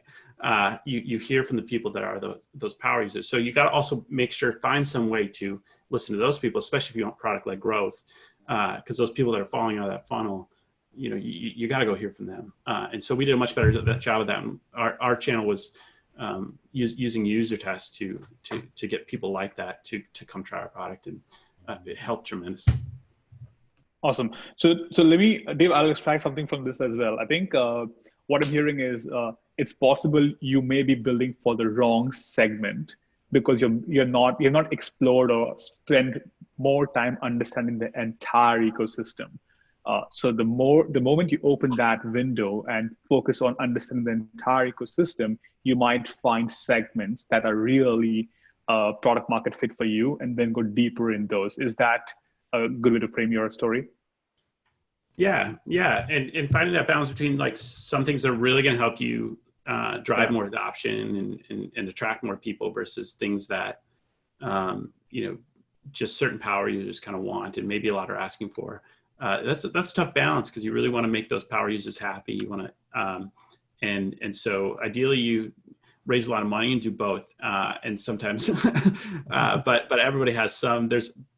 You can't do all of it all at once, or things would be a lot different. But yeah, that's a tough challenge to figure out that balance, and it's an art, honestly. I don't know, I don't know if I have the best framework for it, but I do know that it's important to really well represent all the users, and really keep in mind, especially if you want product-led growth, really keep in mind that onboarding experience and all the people really trying your product, not just the people who are already used to it. One of the most exciting things for me about the growth stage was actually having the ability to kind of go back and then choosing where you want to focus. Because when you're just getting something out there, you're cutting a lot of corners. It's MVP territory. The onboarding experience is not the most you would have liked it. It might not be full featured, but the growth stage is where you decide where you want to double down, and you get to go back and fine tune some of those parts. And what we actually ended up doing at Minecraft is we would choose a theme. So it could be a quarter, it could be a particular update, and we would say, okay, for this one, we want to focus on new users and people that don't know how to play the game and wouldn't normally consider it. And for this one, we're going to go delight all the power obsessive players that spend all day playing. And that would kind of help us focus, at least for a point at a time. That's amazing. I totally agree on that, Anya, about a theme around a launch, or I think that's killer and definitely totally applicable. And helpful for marketing. So on that tactics on theme, I think it's a very good, we have also tried that before. It works really well. The other thing we have tried in the same concept of theme in my previous products and even current, sometimes we don't understand the problem. but we want to execute because you have to go do something as a team. It's a reality, like we all face that. And growth is similar. Like we all think doing ABC might give us instinctively that, especially on consumer side, because we all use the product, let's go build this, let's go build that, and we might see some big wins. I think not doing that is very important. And what we call is an understand goal for the quarter or for the half. We say, team, go understand this half. It's okay to not build. It's okay to stop and understand. You always have two parallel tracks going on in that case. One that you don't know and you're understanding, which will influence your next sort of sprint / half quarter, and the other is execution. I think that mix has helped a lot, especially with growth. There are a lot of things like user segments for Facebook. Like we're working on buying and selling homes or cars on Facebook. We're trying to understand we can't be selling expensive cars or expensive homes on Facebook, but there are groups. But what are groups? What's happening there? And we had less insights there. So taking the understand goals to define the segments, and then to Xavier's your point, where do you want to be in that segment is super important. So I think that's a good framework. Number one, both goes hand in hand. Second, identify your user segments. I love that, coming consistently from all of you. Then where you want to be in that segment, what experience or what kind of service or problem you want to solve for that segment, and then figure out the gaps to get there could be a good approach on how we sort of address growth overall for any product that we have seen so far. Is that a good summary of what we discussed so far? Okay, cool. Moving on. So we have some time left. I'd love to take some questions from the audience that we have got from Product School. So jumping right into questions, it's an interesting one coming in the COVID times.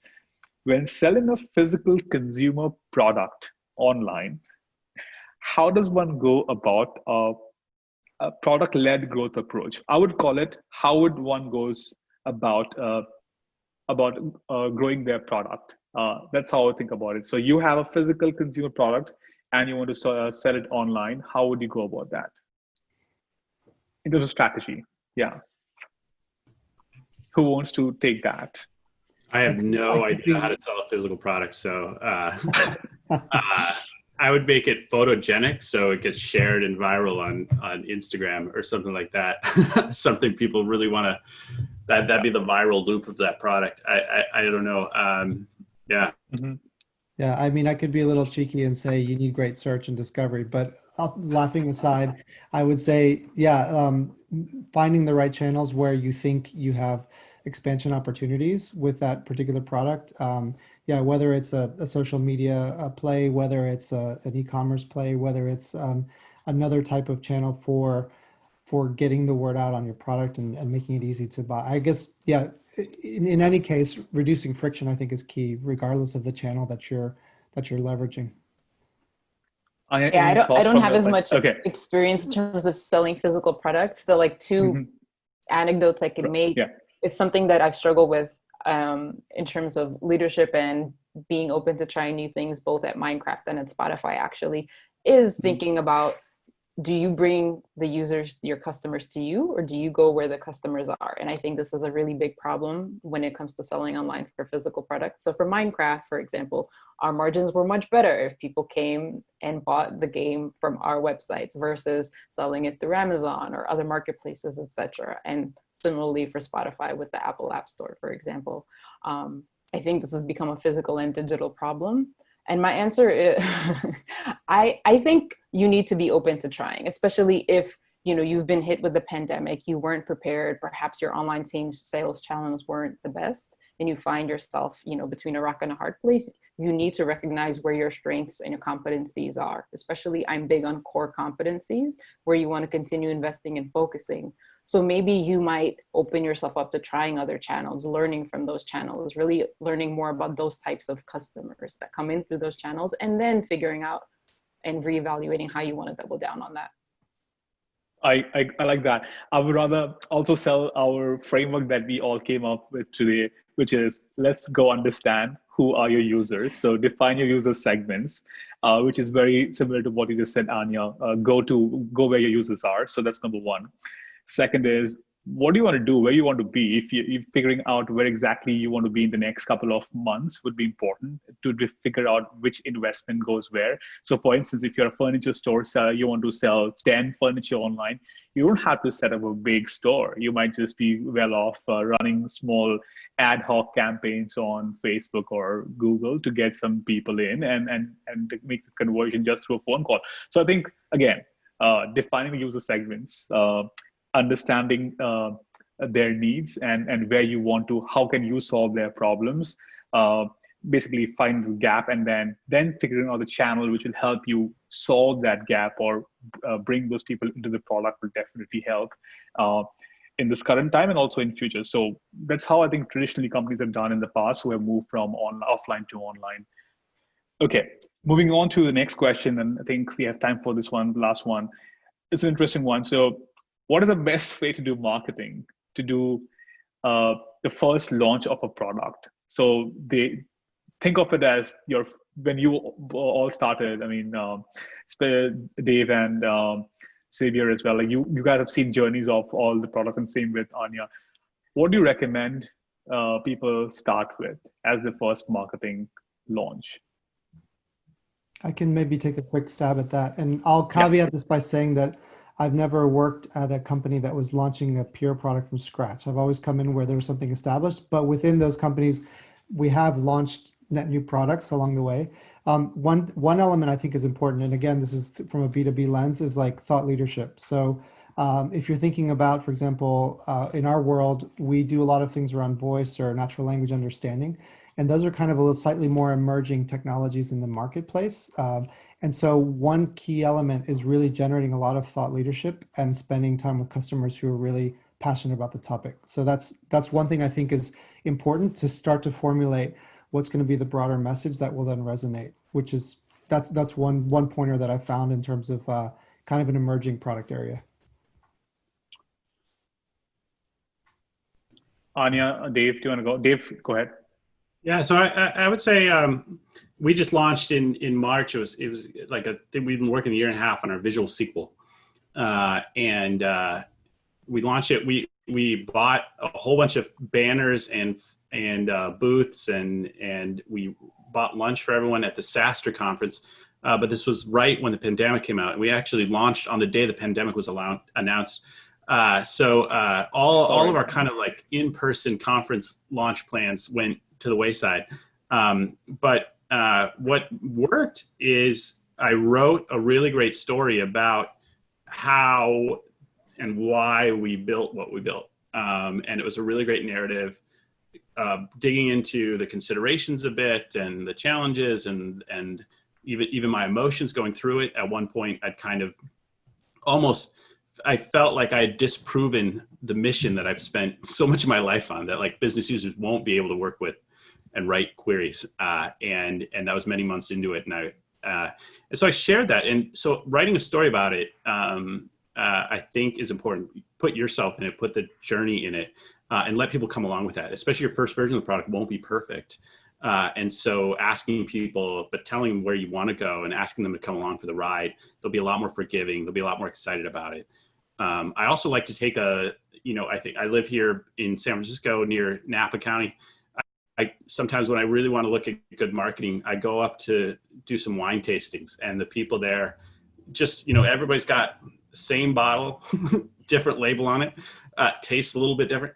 And the salesmanship they have there of like the stories they put into that wine, the romance they put in, these were imported from here, and here's the story of the person who started this vineyard. That's what people are really buying and taking home, and they're sharing that at a dinner party that they're going to, and like, oh, I got this, blah, blah, blah. So putting the story into your product, I think that's something people really connect with, and can be a big way, especially as you're starting out and launching something. People love seeing that. People love the journey part of that, even sometimes even more than the actual product. So definitely utilize it. Thanks, Steve. Anya, do you have any last thoughts on this before I summarize? Yeah, for sure. I had initially taken this question from a product perspective. So in terms of what you'd want to do when planning for like an initial launch of a new product as a product manager or product lead, let's say. So the first thing, kind of when the way we've been using the framework that you've so helpfully put together, Mayank, is knowing your audience. In this case, knowing your product. How big is this launch? How big is this product? And making a launch plan that's commensurate. But first, have a launch plan, ideally together with marketing and product, and as well as other stakeholders. You want to make sure support, everyone is included. That said, if it is super important, especially if it's like your first big product, you want to have a strike team. You want to be meeting with cross-functional stakeholders days, weeks, even months leading up to the launch. We were planning a huge launch when we were doing our initial beta product at Spotify to allow independent artists to upload music directly. We had this war room and strike team for months before we launched. And leading up to the big launch, we were literally meeting in a war room daily. So the other thing is, maybe you want to have a war room, and that means like everyone in there ready to plan at the last minute, coordinating when you're turning the product on, when you're letting users in, when you're launching your blog posts, coordinating with PR and press, etc. And then additionally, as a part of that plan, also really encourage having engineers on hand for support. Inevitably, there will be hot fixes. There will be bugs that come up, as much bug squashing as you think you've done. So being prepared to do that weeks leading up to the launch, and obviously during the week that you first launched and users are flooding in. And if it's possible, even thinking about having an alpha beta testing group, so that you're removing a lot of these surprises beforehand. The more you can quietly, if possible, get it into the hands of your users and your customers to test and play around with beforehand, it will make for a much smoother launch. So test, and test as much as you can. And I think someone else mentioned this already, but know what your goals are. So when you initially started working on launching this product, you may have long-term KPIs that you're tracking, but particularly for the launch, what are the initial signals you'll be looking for to know that it's headed in the right direction? How will you evaluate the launch momentum in itself? And knowing when you have to play interference if some of those initial indicators are, showing warning. And finally, have an easy way for your customers to give feedback. Sometimes those processes can be really buried. If you're not really giving them the kind of easy formatting and ways to submit it, and you're just giving them an email address, a lot of them won't take the initiative and the time to go that extra route to make it as easy for them as possible. Like that covered a whole roadmap, Anya. Thank you so much. Very, very useful. Awesome. We are at time. This was a very, very interesting conversation. Thank you so much. I would summarize our framework for our viewers so that they can use it and go and do the road mapping based on that if it's useful. So I think the conclusion, as I'm hearing, is so far based on our conversation is the product-led growth and marketing, they go hand in hand. It's not one or the other. The team should work together. It's the power of that cross-functional team that creates a very impactful outcome that we want. So that's what we have discussed as a team, as four of us together here. In terms of what are the steps to move forward when you think about growth, what you learned from this group is, number one, know your audience. And how you do that, go define the user segments. If you don't have them, take an understand goal, focus on it, define them. Second is, for those segments, where do you want to be? So if to Xavier's point, like for his app developers, what exactly you want to solve for them, or what is the North Star you want for them? So define those goals for each user segments. The third thing is, now figure out the gaps between where you want to be versus where you are, and solve for the problems the users have, either by hearing them, to Anya's point, to Dave's point, or by proactively doing research to figure out the ones that could be opportunities which users may not have thought of. And that becomes our roadmap to go execute. The last thing is, when all this works, if you think adding money and more marketing can amplify the impact, add more money, add more marketing, amplify the impact, double your goal, double your impact from the overall initiative that you're running. So I think that's pretty much what we all have been doing so far, I think, and we have learned in phases, but putting it together in this 4-point system will really help our viewers to go back and use it for their own products. So thank you so much for this lovely talk. I really appreciate the time. Thank you, Mayank. Thanks so much. It was a pleasure. You guys had great points, and Mike, you did a great job. Bye, guys.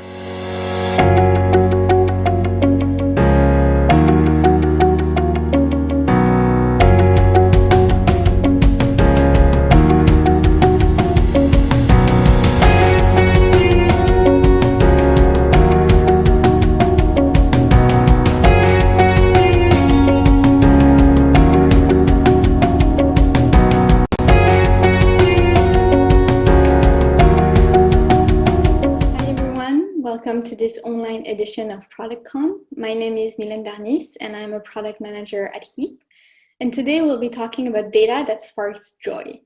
Maybe you're like me, and as a product manager, you sometimes feel a bit overwhelmed by the amount of data and data sets that you have access to make better decisions.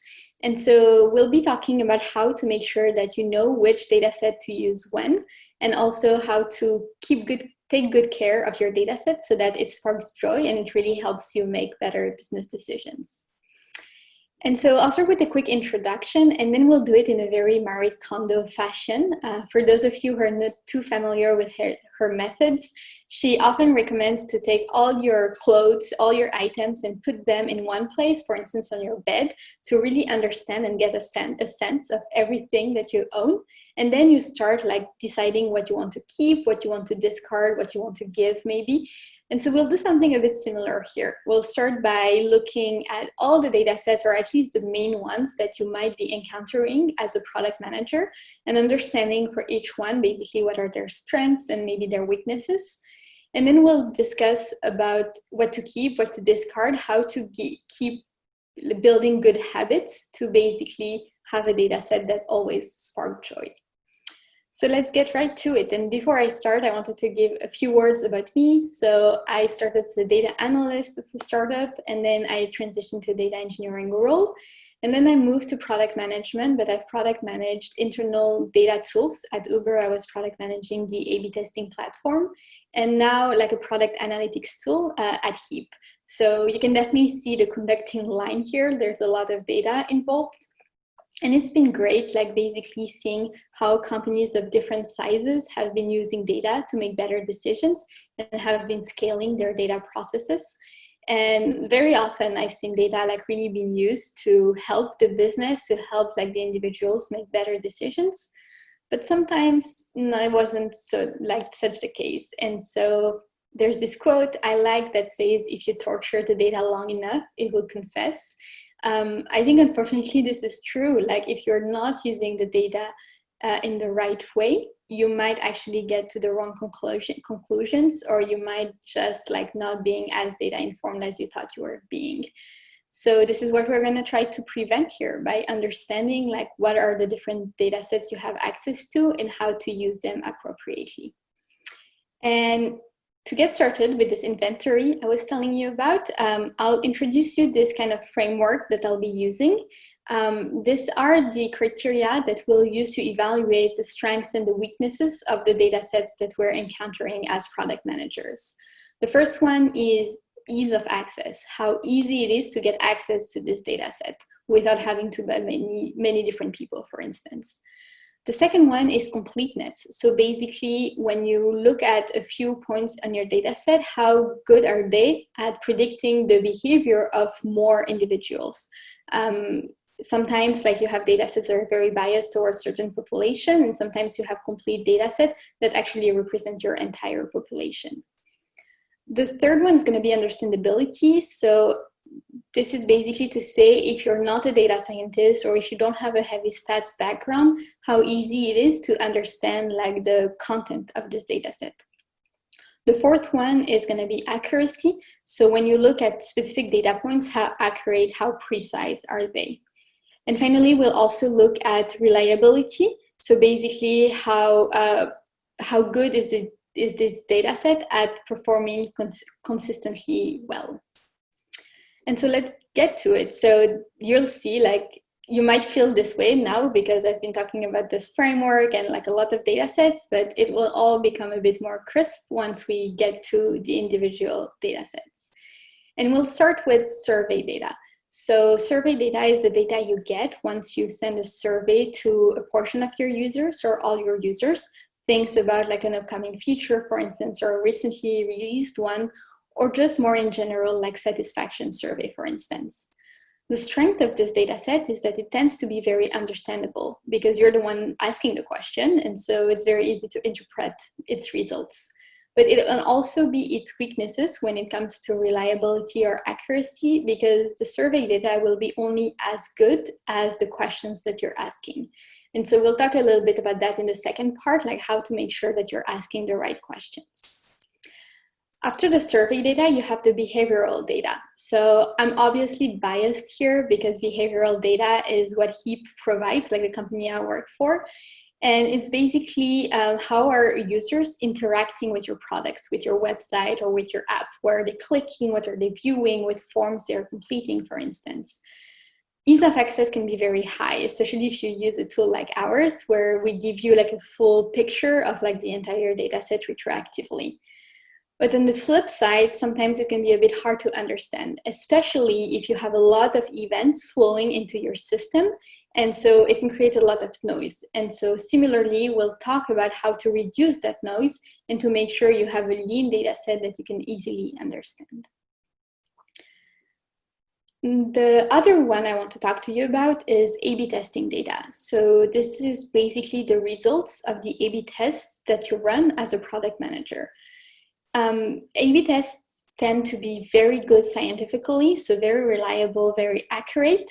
But the problem with A/B tests often are their understandability. Like if you don't have a stats background, like you need to be very careful when you're trying to interpret A/B test results so that you don't misinterpret things like the p-value of the test or the sample size. So those are concepts that I always recommend PMs to learn about. But that makes A/B tests sometimes a little bit difficult to understand if you're not helped by a data scientist, for instance. And it's not just only quantitative data. It can also be qualitative data. And so, for instance, the data coming from your interviews is also a very important data set as a product manager. So that's basically when you go talk to your users, ask them questions about an upcoming feature that you're talking about, or like a recently launched one to get their feedback. It might be also about watching your users use your product. Similarly to surveys, interviews tend to be very easy to understand. Like you're talking to a real human, you can ask follow-up questions like, this is great. But one of the problems with interviews, and sometimes I sometimes struggle with, is it can be very time consuming because you have to do a lot of coordination to know who to interview, to make sure you interview people who are good representation of your target persona, for instance. And it takes time to just put time on people's calendar and coordinate all these interviews. So there's definitely a flip side to the understandability of directly talking to users. We also will talk a bit about transactional data. So by transactional data, I mean the data that mostly lives in your backend systems or your financial data.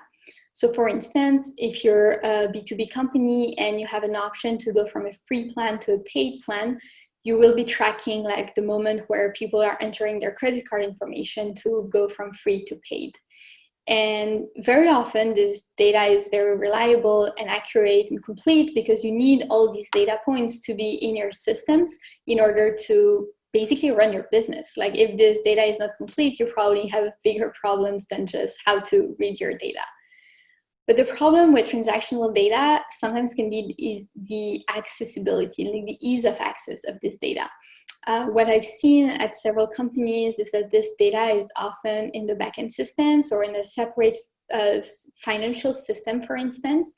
And so you have to have people who know how to write SQL, how to maybe have access to a data analyst or someone who can query this table.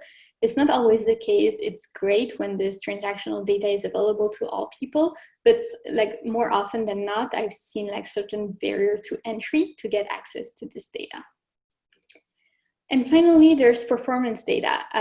This is the data that often we attribute to the engineering organization more than the product organization. Things such as number of crashes of your application or the average time it takes to load a page. more engineering-centric metric. This data tends to be very accurate and reliable as well. Sometimes a bit difficult to understand, especially if you're not an engineer and it might be using some jargon, some like specific terms that you're not too familiar with. I always encourage product managers to keep an eye a bit on this data, even if it's not the main metric that you probably like care about as a product manager. Looking at this data, such as like time to load like your application, is important because it can give you hints at improving usability, for instance, or making changes to make sure that the experience is more reliable for your end users. So although it often lives in the land of engineering, sometimes we even need to get VPN access to get access to some of these logs and these stats. It can always be interesting for a PM to look at this data from time to time. So that was a lot of data. That was a lot of data sets. Those were the main ones that I identified that I deal with on like at least weekly basis as a product manager. And it can feel a bit overwhelming, like when should you be using which one and how to make sure that you're reading it appropriately. All these questions are the ones that we will now try to answer. So basically we'll try to tidy all this, like make sense of all these like separate data sets to help you be a more efficient and productive product manager. And to continue this analogy with Marie Kondo, we'll start with discussing like what you should keep, what should you discard, and how to think about like these data sets. And the first thing that I will recommend you to discard and to toss, because it doesn't spark joy at all, is what people call vanity metrics. So this has been a term that we've started to hear like a few years ago. Basically, vanity metrics are metrics that make you feel good, makes you feel that you're being data-driven, that you're using data to make decisions, but actually they're not really moving the needle. Like if you look at things like just raw number of users or impressions, like very broad and generic metrics, it's going to be a bit difficult to actually, if the metric goes in one direction or the other, like make an actual product decision to change that. So instead of looking at vanity metrics, I would recommend you to look at objective-oriented metrics. So things such as how are people engaging with a recent feature that you launched, or conversion rates between like different parts of your flow. Those are much more objective-oriented because if you see a drop or something like strange, like you will know what to do next. To give you an example, at Heap, we realized that when the product changes, sometimes the events that people were tracking became inactive, like started breaking because the product, the underlying product had changed. And so we introduced a feature called Event Repair that basically easily helps people repair their events once their product has changed and the events are not valid anymore. A vanity metric would have been to just look at things like number of events. That would have been a vanity metrics because it doesn't tell me anything about whether the event was receiving data or not, whether it was a valid event.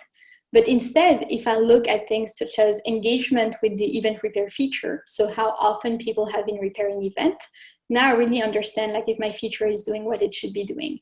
Another thing I could be looking at is a percentage of events that are receiving data, which actually we are looking at, because this way it tells us whether people are not only using the feature, but also using it in an efficient manner to repair their events and have a more trustworthy data set at the end of the day.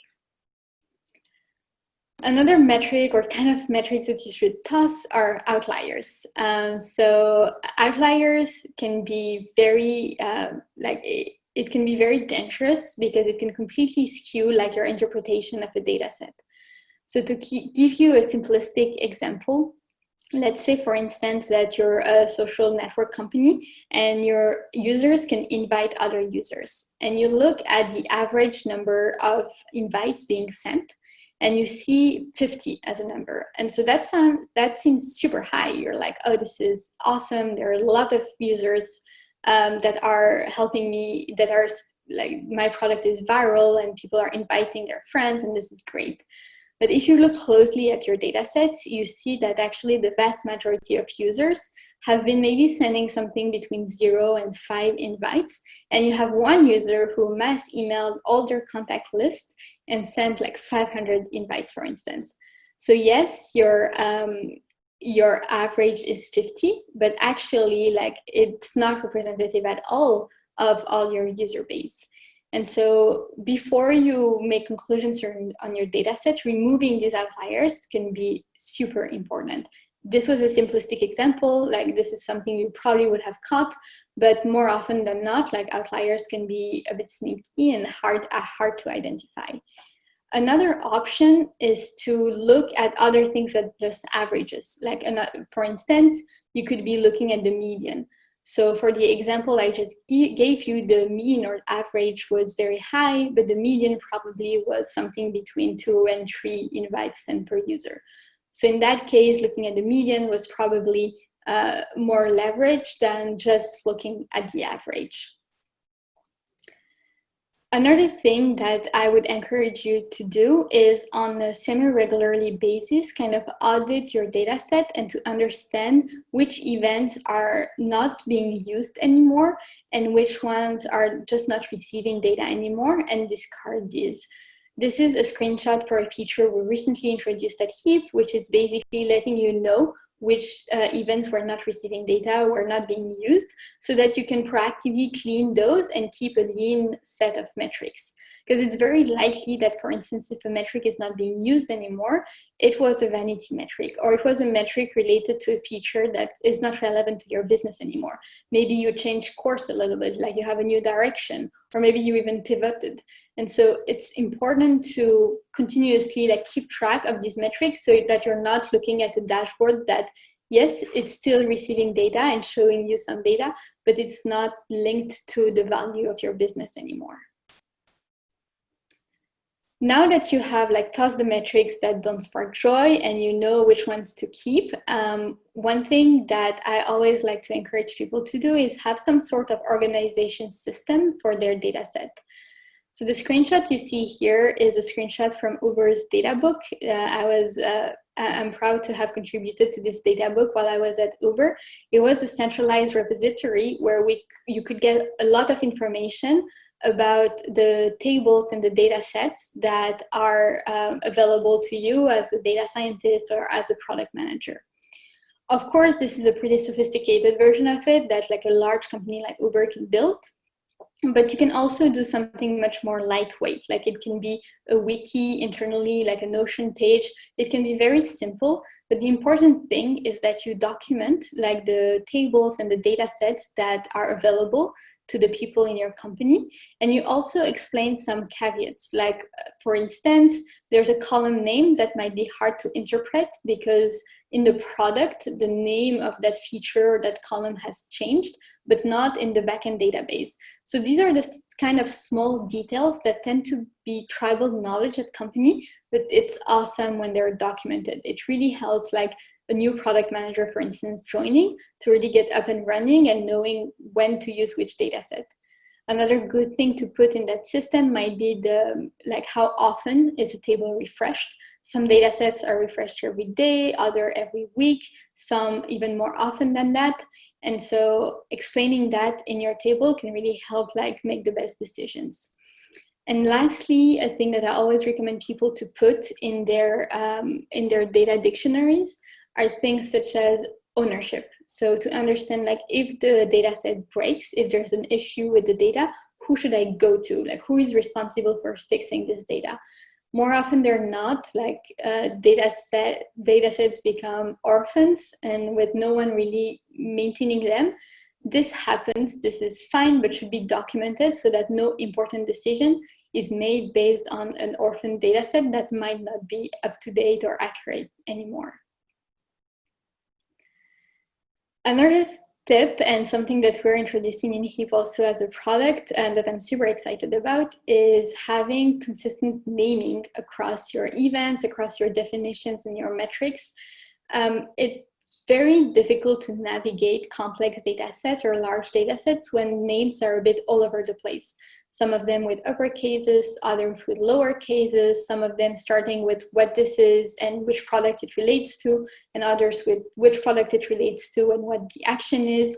When it's all over the place, you're going to introduce confusion, and you're much more likely to be using the wrong event to answer your question. And so by introducing some kind of formal naming convention, you are helping like whoever is using the data at your company to make sure that they're using the right thing and that they have trust in the data set that you're showing them.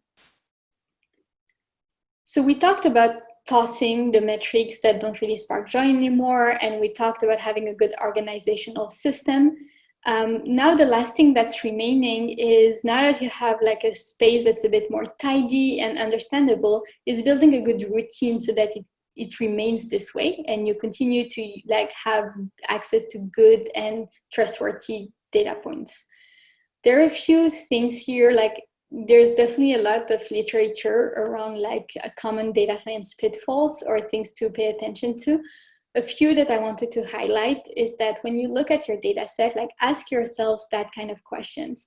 Ask yourself whether the sample size that you're looking at, like the population that you're looking at, is large enough to be able to draw meaningful conclusions and is also unbiased, that you're not like favoring like a certain persona or certain parts of your user base. It's also important to know whether you're cherry picking or not.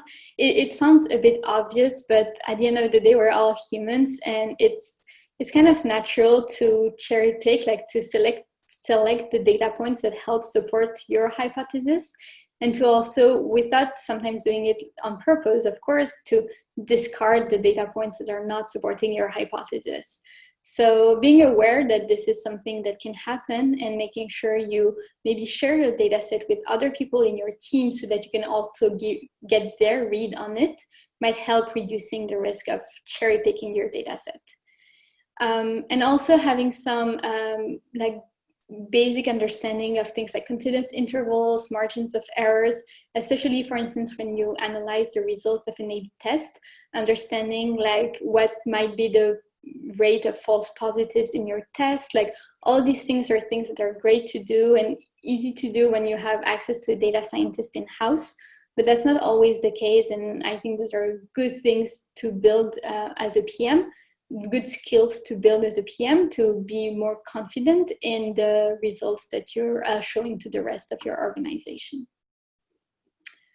Correlation versus causation is another big one.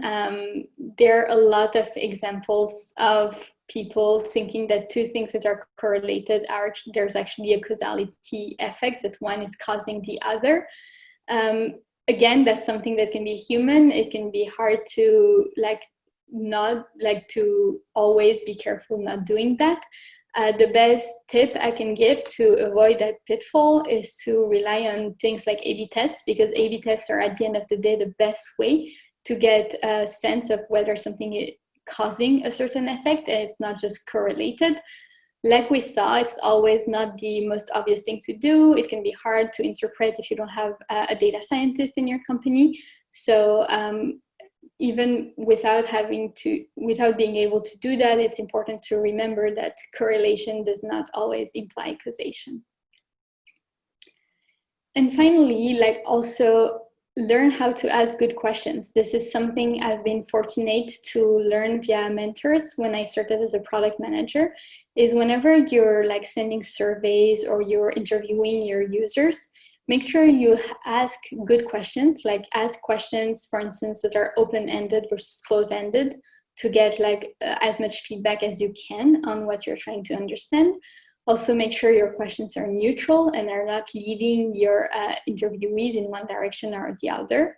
If you're sending a survey, like for instance, if people have to pick between like bad and excellent, make sure your like the things that they can select are balanced. There's not like just one bad option and three like options related to good. Like the data set needs to be balanced. And finally, make sure you also ask one question at a time, especially if you send like a survey. Don't ask like two questions within the same paragraph, because it's going to be hard to interpret the results. But asking one question at a time will make the flow easier to follow for your end user and for you to understand the results of your survey. So hopefully this sparks joy. That was a lot of like little tips and understanding of how basically you can make the most of the data sets that you have access to. I also hope that seeing all these data sets that might be available to you as a product manager will give you ideas on maybe new ones that you haven't been using as much. I know for a fact that, like for me, for instance, like it was a bit overwhelming at first because there was data a bit everywhere. But once I started categorizing the things that I had access to, it was much easier to understand, like, okay, this is what I should use in that situation, for instance. And this is definitely a thing that takes practice. So don't be discouraged if you feel like there was a lot of different things to consider, because as you grow in your product management role, you'll basically build these muscles to make the most of your data sets. And if you had to remember only 3 things from this presentation, those were the things that I explained in the second part. So basically, toss the metrics that don't spark joy, forget about vanity metrics, make sure you exclude outliers. There's a bunch of things that you just shouldn't have to worry about, and that's like less things to worry about, more things to know what to pay attention to. Get also a good organization system in place. Make sure like your data sets are properly named, have an owner, like are documented somewhere. That's really gonna help you in the long run. It can be a bit annoying at first, but trust me, like it really can pay dividends. And finally, build a good routine around keeping these data sets and this data in a good state. Learn how to ask the right questions, learn how to interpret like statistical results. All these things, again, are going to pay a lot of dividends if you invest in these skills. So I hope you enjoyed this presentation. Thanks a lot for spending this time with me remotely. And don't hesitate to leave questions or comments in the comment sections. I'll be happy to look at them and answer them if I can. Thanks a lot. So my background was not as a software developer. It was more in finance and business, and then I moved over to the creative field. I was already a software engineer, but I wanted to have more influence over the product we were building. I come from an advertising background, and I've always been interested in product. I don't have a computer science degree. I do have a technical degree, and trying to figure out, how do you transition that and be a PM and work with engineers. One of the main things that drew me to product school was all of the instructors were actually product managers at very well-known companies such as Google, Facebook, LinkedIn. Now I work on Google Play, and I'm more focused on basically product strategy around like our promotional offerings and tools. And yeah, I think it gives you a good overview, and then it also, you actually apply what you learn in your project, and then you just meet some really awesome people, which is always great.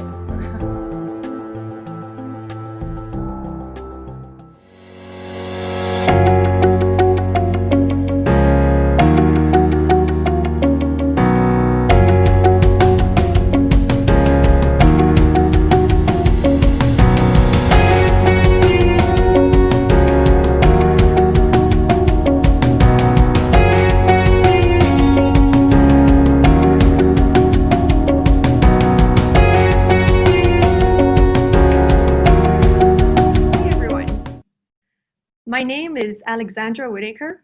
I'm a global product lead at Google in San Francisco, working on app advertising, but more specifically, how mobile web and app fit better together. Now, who in this audience has a website? And who has an app? I'm pretty sure that this applies to most of you. At Google, we call these businesses hybrid, as they invest in both web and app. Think of retail, travel, food delivery, fitness, online education, etc. I do tend to work less with gaming advertisers though, as they are mostly app only. So today I'm here to tell you more about mobile holistically, including both web and app. Before we begin, I'd like to give you a little introduction. I love kitesurfing. I used to be afraid of the sea, the ocean, and extreme sports. I would just go to the gym to do fitness. But then I decided to get over my fears and learn kitesurfing. It was hard and scary at the beginning, but now I just can't live without it. It has unlocked so many benefits for me: health, strength, mental happiness, and I met new friends and my boyfriend. Now, you may think, why is she telling us this? Well, it's kind of the same for advertisers and combining web and app. Having an aligned mobile approach by combining web and app strategies, it's a hard thing to do. Similarly, setting up deep links to drive users from web to app, it may seem complicated at first, but once you jump in, it will unlock so many benefits for you, just like kitesurfing did for me. Research from Forrester and Google studies show that company mobile experiences have seen 3-digit growth in mobile conversions. We have many cases on our blog called Think with Google that showcase this with multiple brands globally. This really shows the value of investing in optimizing the mobile experience. So what we should really understand here is that the lines between web and app continue to blur. Users continuously switch between platforms. 45% of shopping sessions include more than one transition between a site and an app. And people don't buy on the first visit usually. On average, a mobile shopping session contains visits to an app and/or a mobile site. Visitors of optimized sites are 3 times more likely to download the app. A uniform and great experience everywhere is important for acquiring loyal customers. Do you see yourselves in this? I certainly do. We have so much power with our smartphones. We can get what we want when we want, and we want it fast. We switch between web and app environments, and that's why businesses need to be present on both. Now, what all this means is that today's consumer journeys are more complex than ever. Users expect brands to anticipate their needs and make it easy for them to get what they want, no matter how they engage. Adidas saw that their users were quickly turning towards mobile to engage with their brand. They had underinvested in mobile e-commerce efforts and knew that in order to influence digital conversions, they needed to prioritize investing in fast and engaging experiences. Adidas unified their digital commerce strategy and teams around common KPIs and invested in progressive web apps, UX best practices, and site speed improvements. Today, more than 60% of traffic goes to mobile, and they saw an uplift in sales revenue. Brands see business uplift from investing in both web and app technologies. Let's take Spotify as an example. So a bit of context here. Back in 2017, there was no way to listen to Spotify on mobile web. They had a desktop web app that supported users on Windows, Mac, and Chrome OS, but no option on mobile. And frankly, they were unsure if that should change. Things seemed to go pretty well. They had been growing fast and saw that their native apps were posting impressive retention figures. But every day, millions of people visited artist, playlist, and album pages on the mobile website and weren't able to play music because of app download friction. Was this friction inhibiting their growth potential? To explore this question in more depth, they dived into their user insights and got to the realization that they should have a comprehensive mobile web experience that encompasses both web and app, especially for users with low storage space who can't download the app. Not having a complete mobile experience was hurting their growth potential. We helped them face this challenge by experimenting with progressive web apps and native apps. The results were impressive. They saw a 54% increase in day 1 plays, a sustained 14% increase in active users all the way through day 60. So they first feared that launching a mobile web experience would cannibalize app downloads and hurt retention. But it turned out to be the opposite. When people have access to a robust mobile web experience, they are actually more likely to download their app. We have seen some incredible trends. I'm going to tell you a little story. My boss told me that his parents used to go to Costco every Saturday to get their groceries for the week. But with the coronavirus pandemic, they switched to getting their groceries delivered from the Instacart app. And they're starting to get used to it, and it works pretty well for them. As this is becoming their new norm, you wonder, will they revert going back to Costco? Probably not. And this is digital transformation. A lot of people now have shifted to mobile, and apps in particular, for multiple needs. Let me share some stats. As the COVID-19 pandemic disrupted life and businesses these past few months, we've talked to many of our retail customers and their concerns and asked how Google could help. We're continuing to hear from these customers about the challenges they're facing, especially with closures or restrictions on their physical stores. People are looking for information they can trust, and they're going online to find it. Foot traffic has become online traffic, as people shelter at home, with 43% of global consumers shopping online more frequently. It's important to be consistent across channels. E-commerce retailers have an opportunity to drive sales by reconnecting with app users. According to a global app survey, 60% of survey respondents are likely to make an in-app purchase in an in-app they downloaded during the pandemic. So it is in a brand's best interest to ensure users have seamless experiences to turn a potentially short-term app install into a loyal and active relationship. Apps and sites are uniquely positioned to maintain a consistent dialogue as dynamics shift. And apps account for 70% of mobile sales for retailers who invest in both mobile web and shopping apps.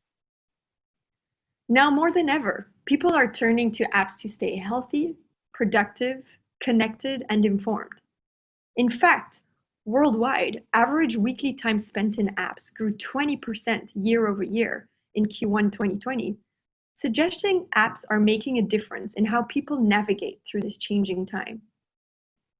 Plus 60% increase in content streamed. Think of Netflix, Amazon Prime, or Disney+. 40% increase in fitness downloads. Think of Nike Training Club, Fitbit. Which one have you been using? And then 100% increase in searches for education apps. Think of Masterclass, Duolingo, Udemy. While so much has been going on during these times of digital transformation, and there's a lot of complexity to navigate, we've been publishing some blog posts and videos to help out. Feel free to look through these resources. They provide tips and insights to help businesses with their mobile strategies. We most recently launched this blog post on the left, New Ways to Put Your Customers First and Achieve Your Marketing Objectives, sharing some of our new mobile launches that I'll be talking about more in this presentation. Now, we know that focusing on the user and creating a great mobile experience across web and apps can drive growth. But it's not always as simple as that. Designers, developers, and product teams may have the best intentions, but often are not empowered by leadership to do what is best for the user. So how do brands achieve that? Creating a great user experience must be supported by the right organizational design and culture. As we work to make fast, seamless, and personalized experiences on mobile, the single largest impediment is organizational design and culture. Ask yourself, is your company ready for this? Here's a quote from the CIO of Foot Locker, talking about how difficult it is to work through organizational silos. Changing a technology or changing the paradigm around marketing is a much easier part of digital transformation than the internal organizational readiness and shifting enterprise thinking. Culture change is much harder, and that's the strongest muscle that we had to build. Executive leadership needs to invest in the right technologies and get buy-in across the organization. Marketing and analytics teams should be continuously measuring and optimizing for new revenue opportunities.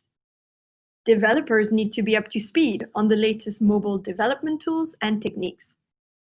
Designers should be intimately familiar with mobile UX best practices and work closely with developers to create the best experience.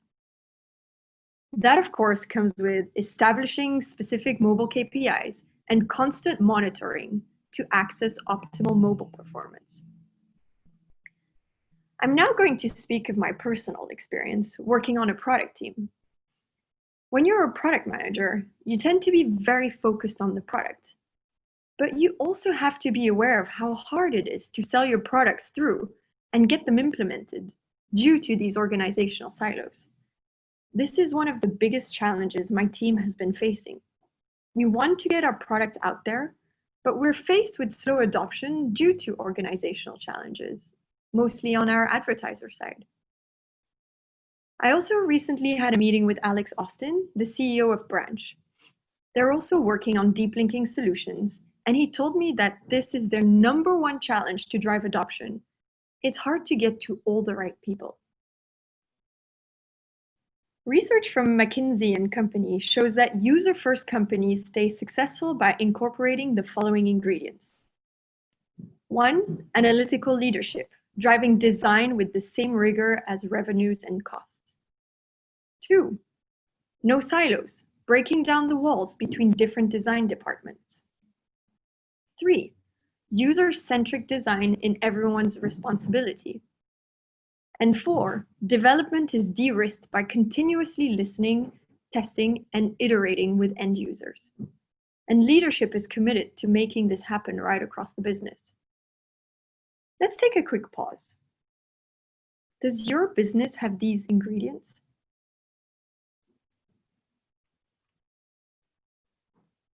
This definitely seems to be a topic of top of mind. I mean, I was scrolling through LinkedIn last weekend and came across this article from Harvard as well.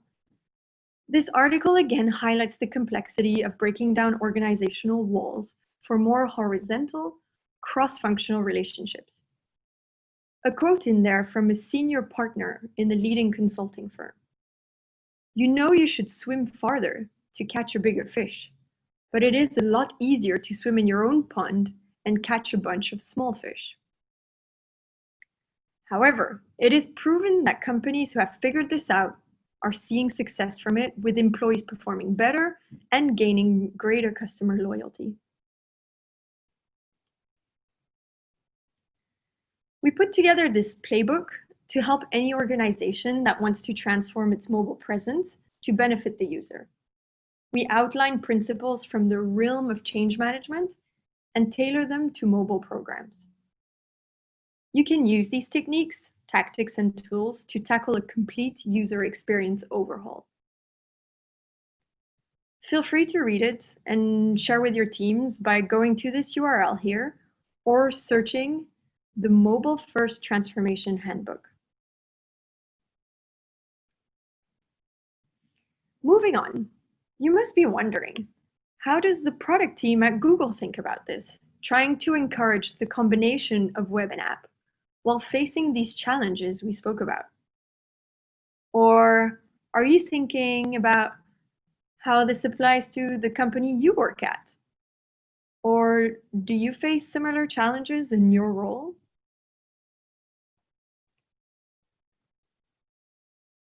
As this is the product school, I'm going to talk about how we, the product team at Google, have been approaching these challenges. And I hope you can find some of this useful. First of all, let me reassure you, this has been a long process, mainly over the past 5 years, trying to come up with a cohesive mobile strategy and narrative. Google also has organizational silos, and the product teams tend to focus on their swim lanes. A few. 1, top leadership's involvement to help unblock barriers.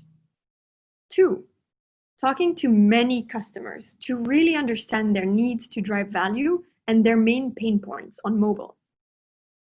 3, working cross-functionally across different product teams, but also various functions from engineering to PMs, go-to-market teams, tech support, and sales. It's important to regularly meet and align KPIs. 4, build internal tools first as a stopgap while we work on perfectioning the external tools. With sales teams using our internal tools, they've been able to provide us feedback on what is working and what isn't. For example, my top focus is on deep linking. We have internal tools that Googlers can use to troubleshoot and check deep link coverage. Last but not least, build frameworks to make the end goals clearer. It is so much easier to drive progress when you know what fits where and how to move towards the North Star. Let me share some specifics. It is important to align our products with our customers' marketing and business objectives. Always think about what the customer needs, get that market feedback, and then build the products accordingly. Here, for example, we decided to explore what happens after the ad click. As we're talking about app and web, we listed all the top initiatives to drive better mobile UX for app and web side by side. For example, GPay, site speed, deep linking. You quickly realize that running both in parallel is super important. We're not talking about app vs web, but app and web better together. The more you work towards this in parallel, the better user experiences you can provide.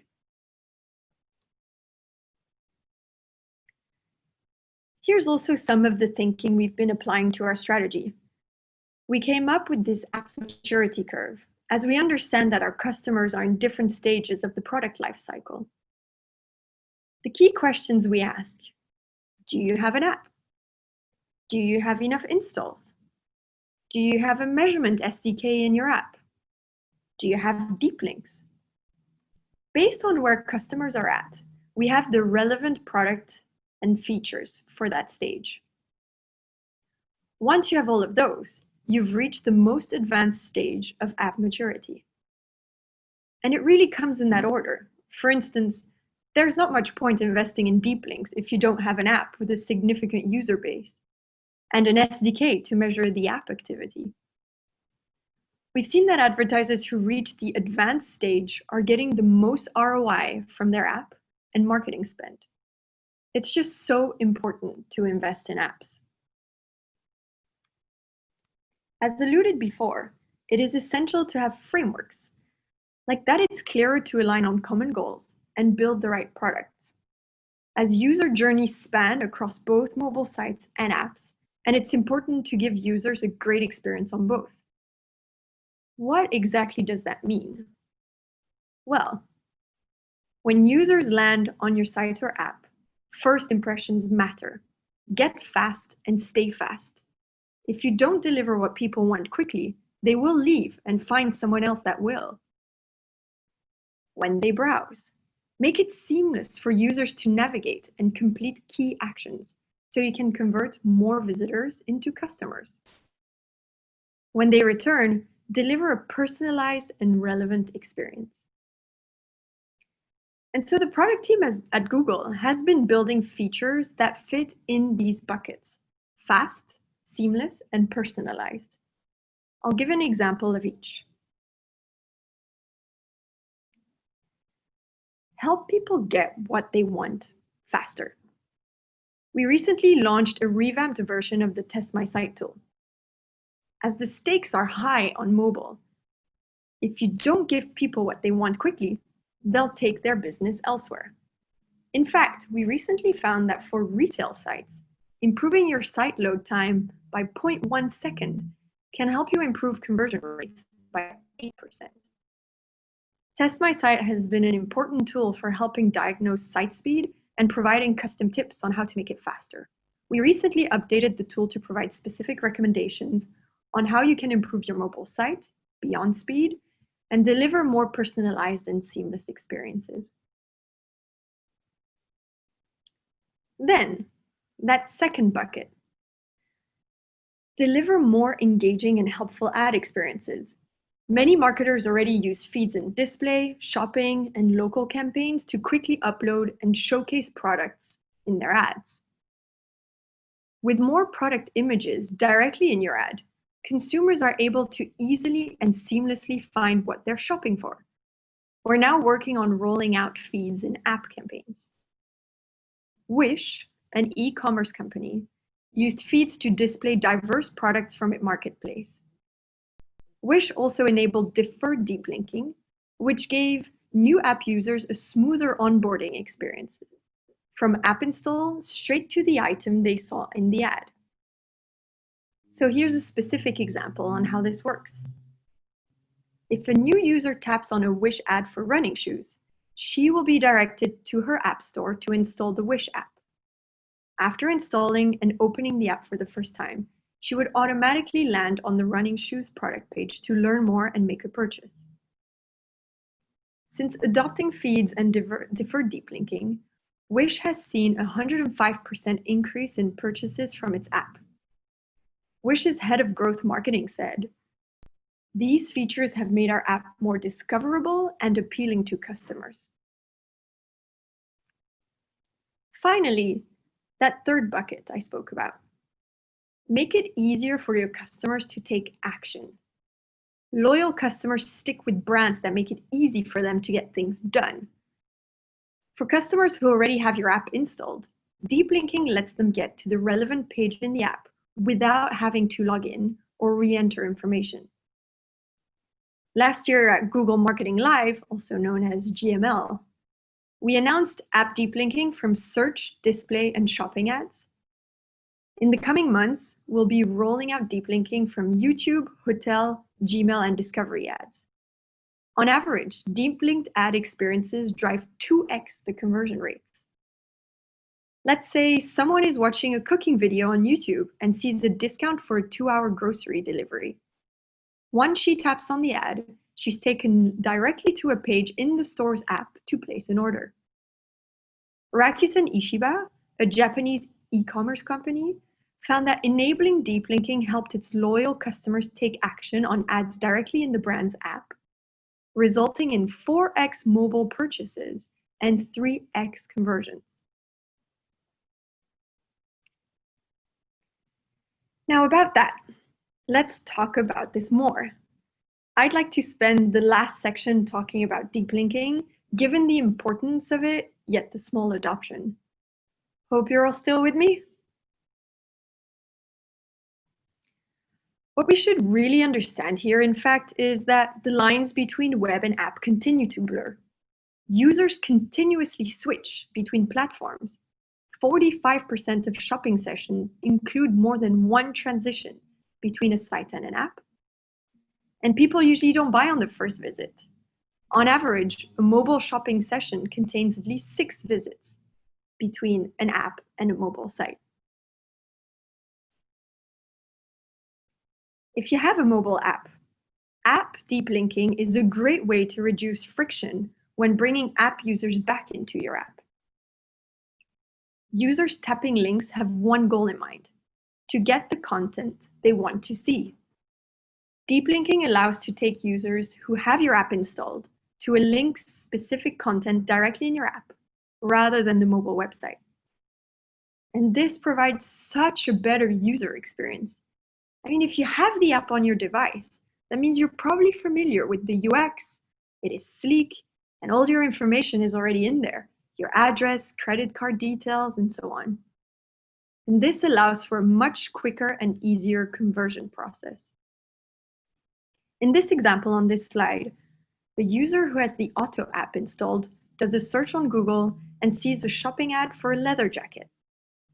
When she clicks on the ad, she is taken straight into the relevant product page in the app, rather than a mobile website. Advertisers who enable this see up to 2x increase in conversion rates when app users click on mobile search, shopping, or display ads and open in the app via the mobile website. Ozone is one example of a customer who has seen a great boost to their ad performance after enabling app deep linking. They saw a 54% boost of conversions, a 33% increase in ROI, and 4x more purchases from their campaigns. And I quite like this quote. I'll let you read it.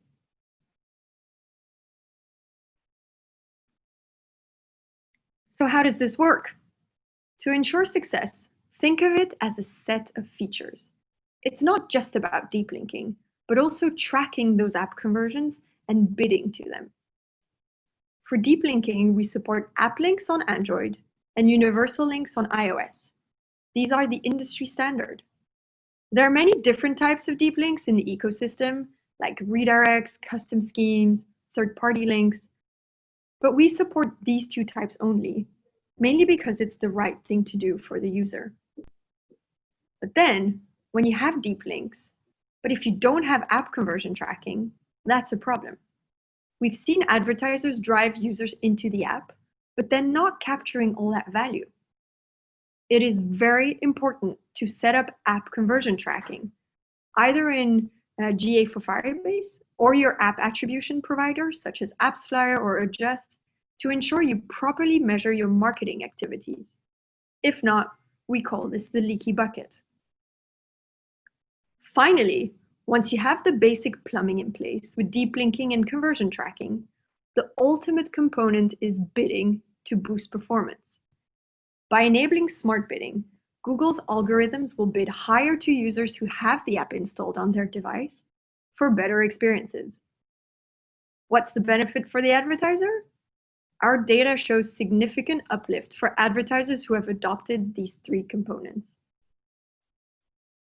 That said, across those three dimensions, the key benefits of app deep linking are: deliver a more seamless mobile ad experience, direct your app customers from your ads to where they can easily complete their desired action in your app, close the loop on mobile conversions, define and measure important conversions for both your mobile website and your app, help improve mobile ROI, optimize for performance using conversion data from your mobile website and app. Back to those 2x conversions I spoke about earlier. So as you can see, there are benefits both for the user and the advertiser. As I touched upon, there is confusion in the market due to the deep linking ecosystem.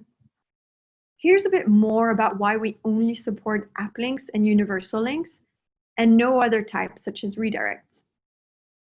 First off, it is important to highlight that they are the industry standard across iOS and Android. They allow you to use our key features. They are more secure than other types of deep links. So let me share some examples. Some other company can claim your custom scheme. Or when it comes to redirects, we can't ensure where the user is going to land. Finally, what I like about these is that they don't break, allowing for that frictionless user experience. The URL remains the same, meaning that if the user does not have the app, they will be directed into the mobile website. If they have the app, they'll be directed into the app. We very recently launched the Ad Destination Report at the end of June. To give you better insight into where consumers are landing and converting from your ads, you can use ad destination reporting in Google Ads. It basically allows advertisers to get a better sense of where their consumers are ending up, app or web, how they're converting from ads, and which environment is performing best. You may, for example, see that your app drives higher ROI, so you may want to shift more focus to it. Having a product roadmap is a core component for product teams, as you're all probably with. It allows to get people excited about what's to come. We're currently working on launching smart bidding on product listing ads, allowing to boost performance on shopping ads. If the algorithm detects that the user has the app installed, it will bid higher. Then deep linking expansion. Last year at Google Marketing Live, we announced app deep linking from search, display, and shopping ads. In the coming months, we'll be rolling out deep linking from YouTube, hotel, Gmail, and discovery ads to make sure it's consistent across the board. Then deep linking external tools. At the beginning of this presentation, I spoke about using internal tools before making them external. We plan to launch a deep link coverage tool and a deep link validation tool in the UI to simplify the adoption for our advertisers. And last but not least, In this new mobile era in which we talk about unifying web and app, we'll be launching many more features to measure the two holistically. I heard so many advertisers saying that they struggle with web and app measurement, and they do crazy workarounds to track them separately and then stitch it all together for a more comprehensive view. And we really want to help with that. I'd like to flag that planning ahead is essential, especially for retail. Q4 is the most important quarter of the year for retailers across the world, with events like Singles Day, Diwali, Black Friday, Cyber Monday, Christmas. As businesses want to avoid risks of bugs and features breaking during that primary time, retailers need to have all the plumbing in place in Q3, hence the urgency to work on this now. We've seen that the impact of web and app together is huge for retail, hence this is an opportunity not to miss. In closing, let me recall the key takeaways from today. Understand your customers and what mobile surfaces best meet their needs.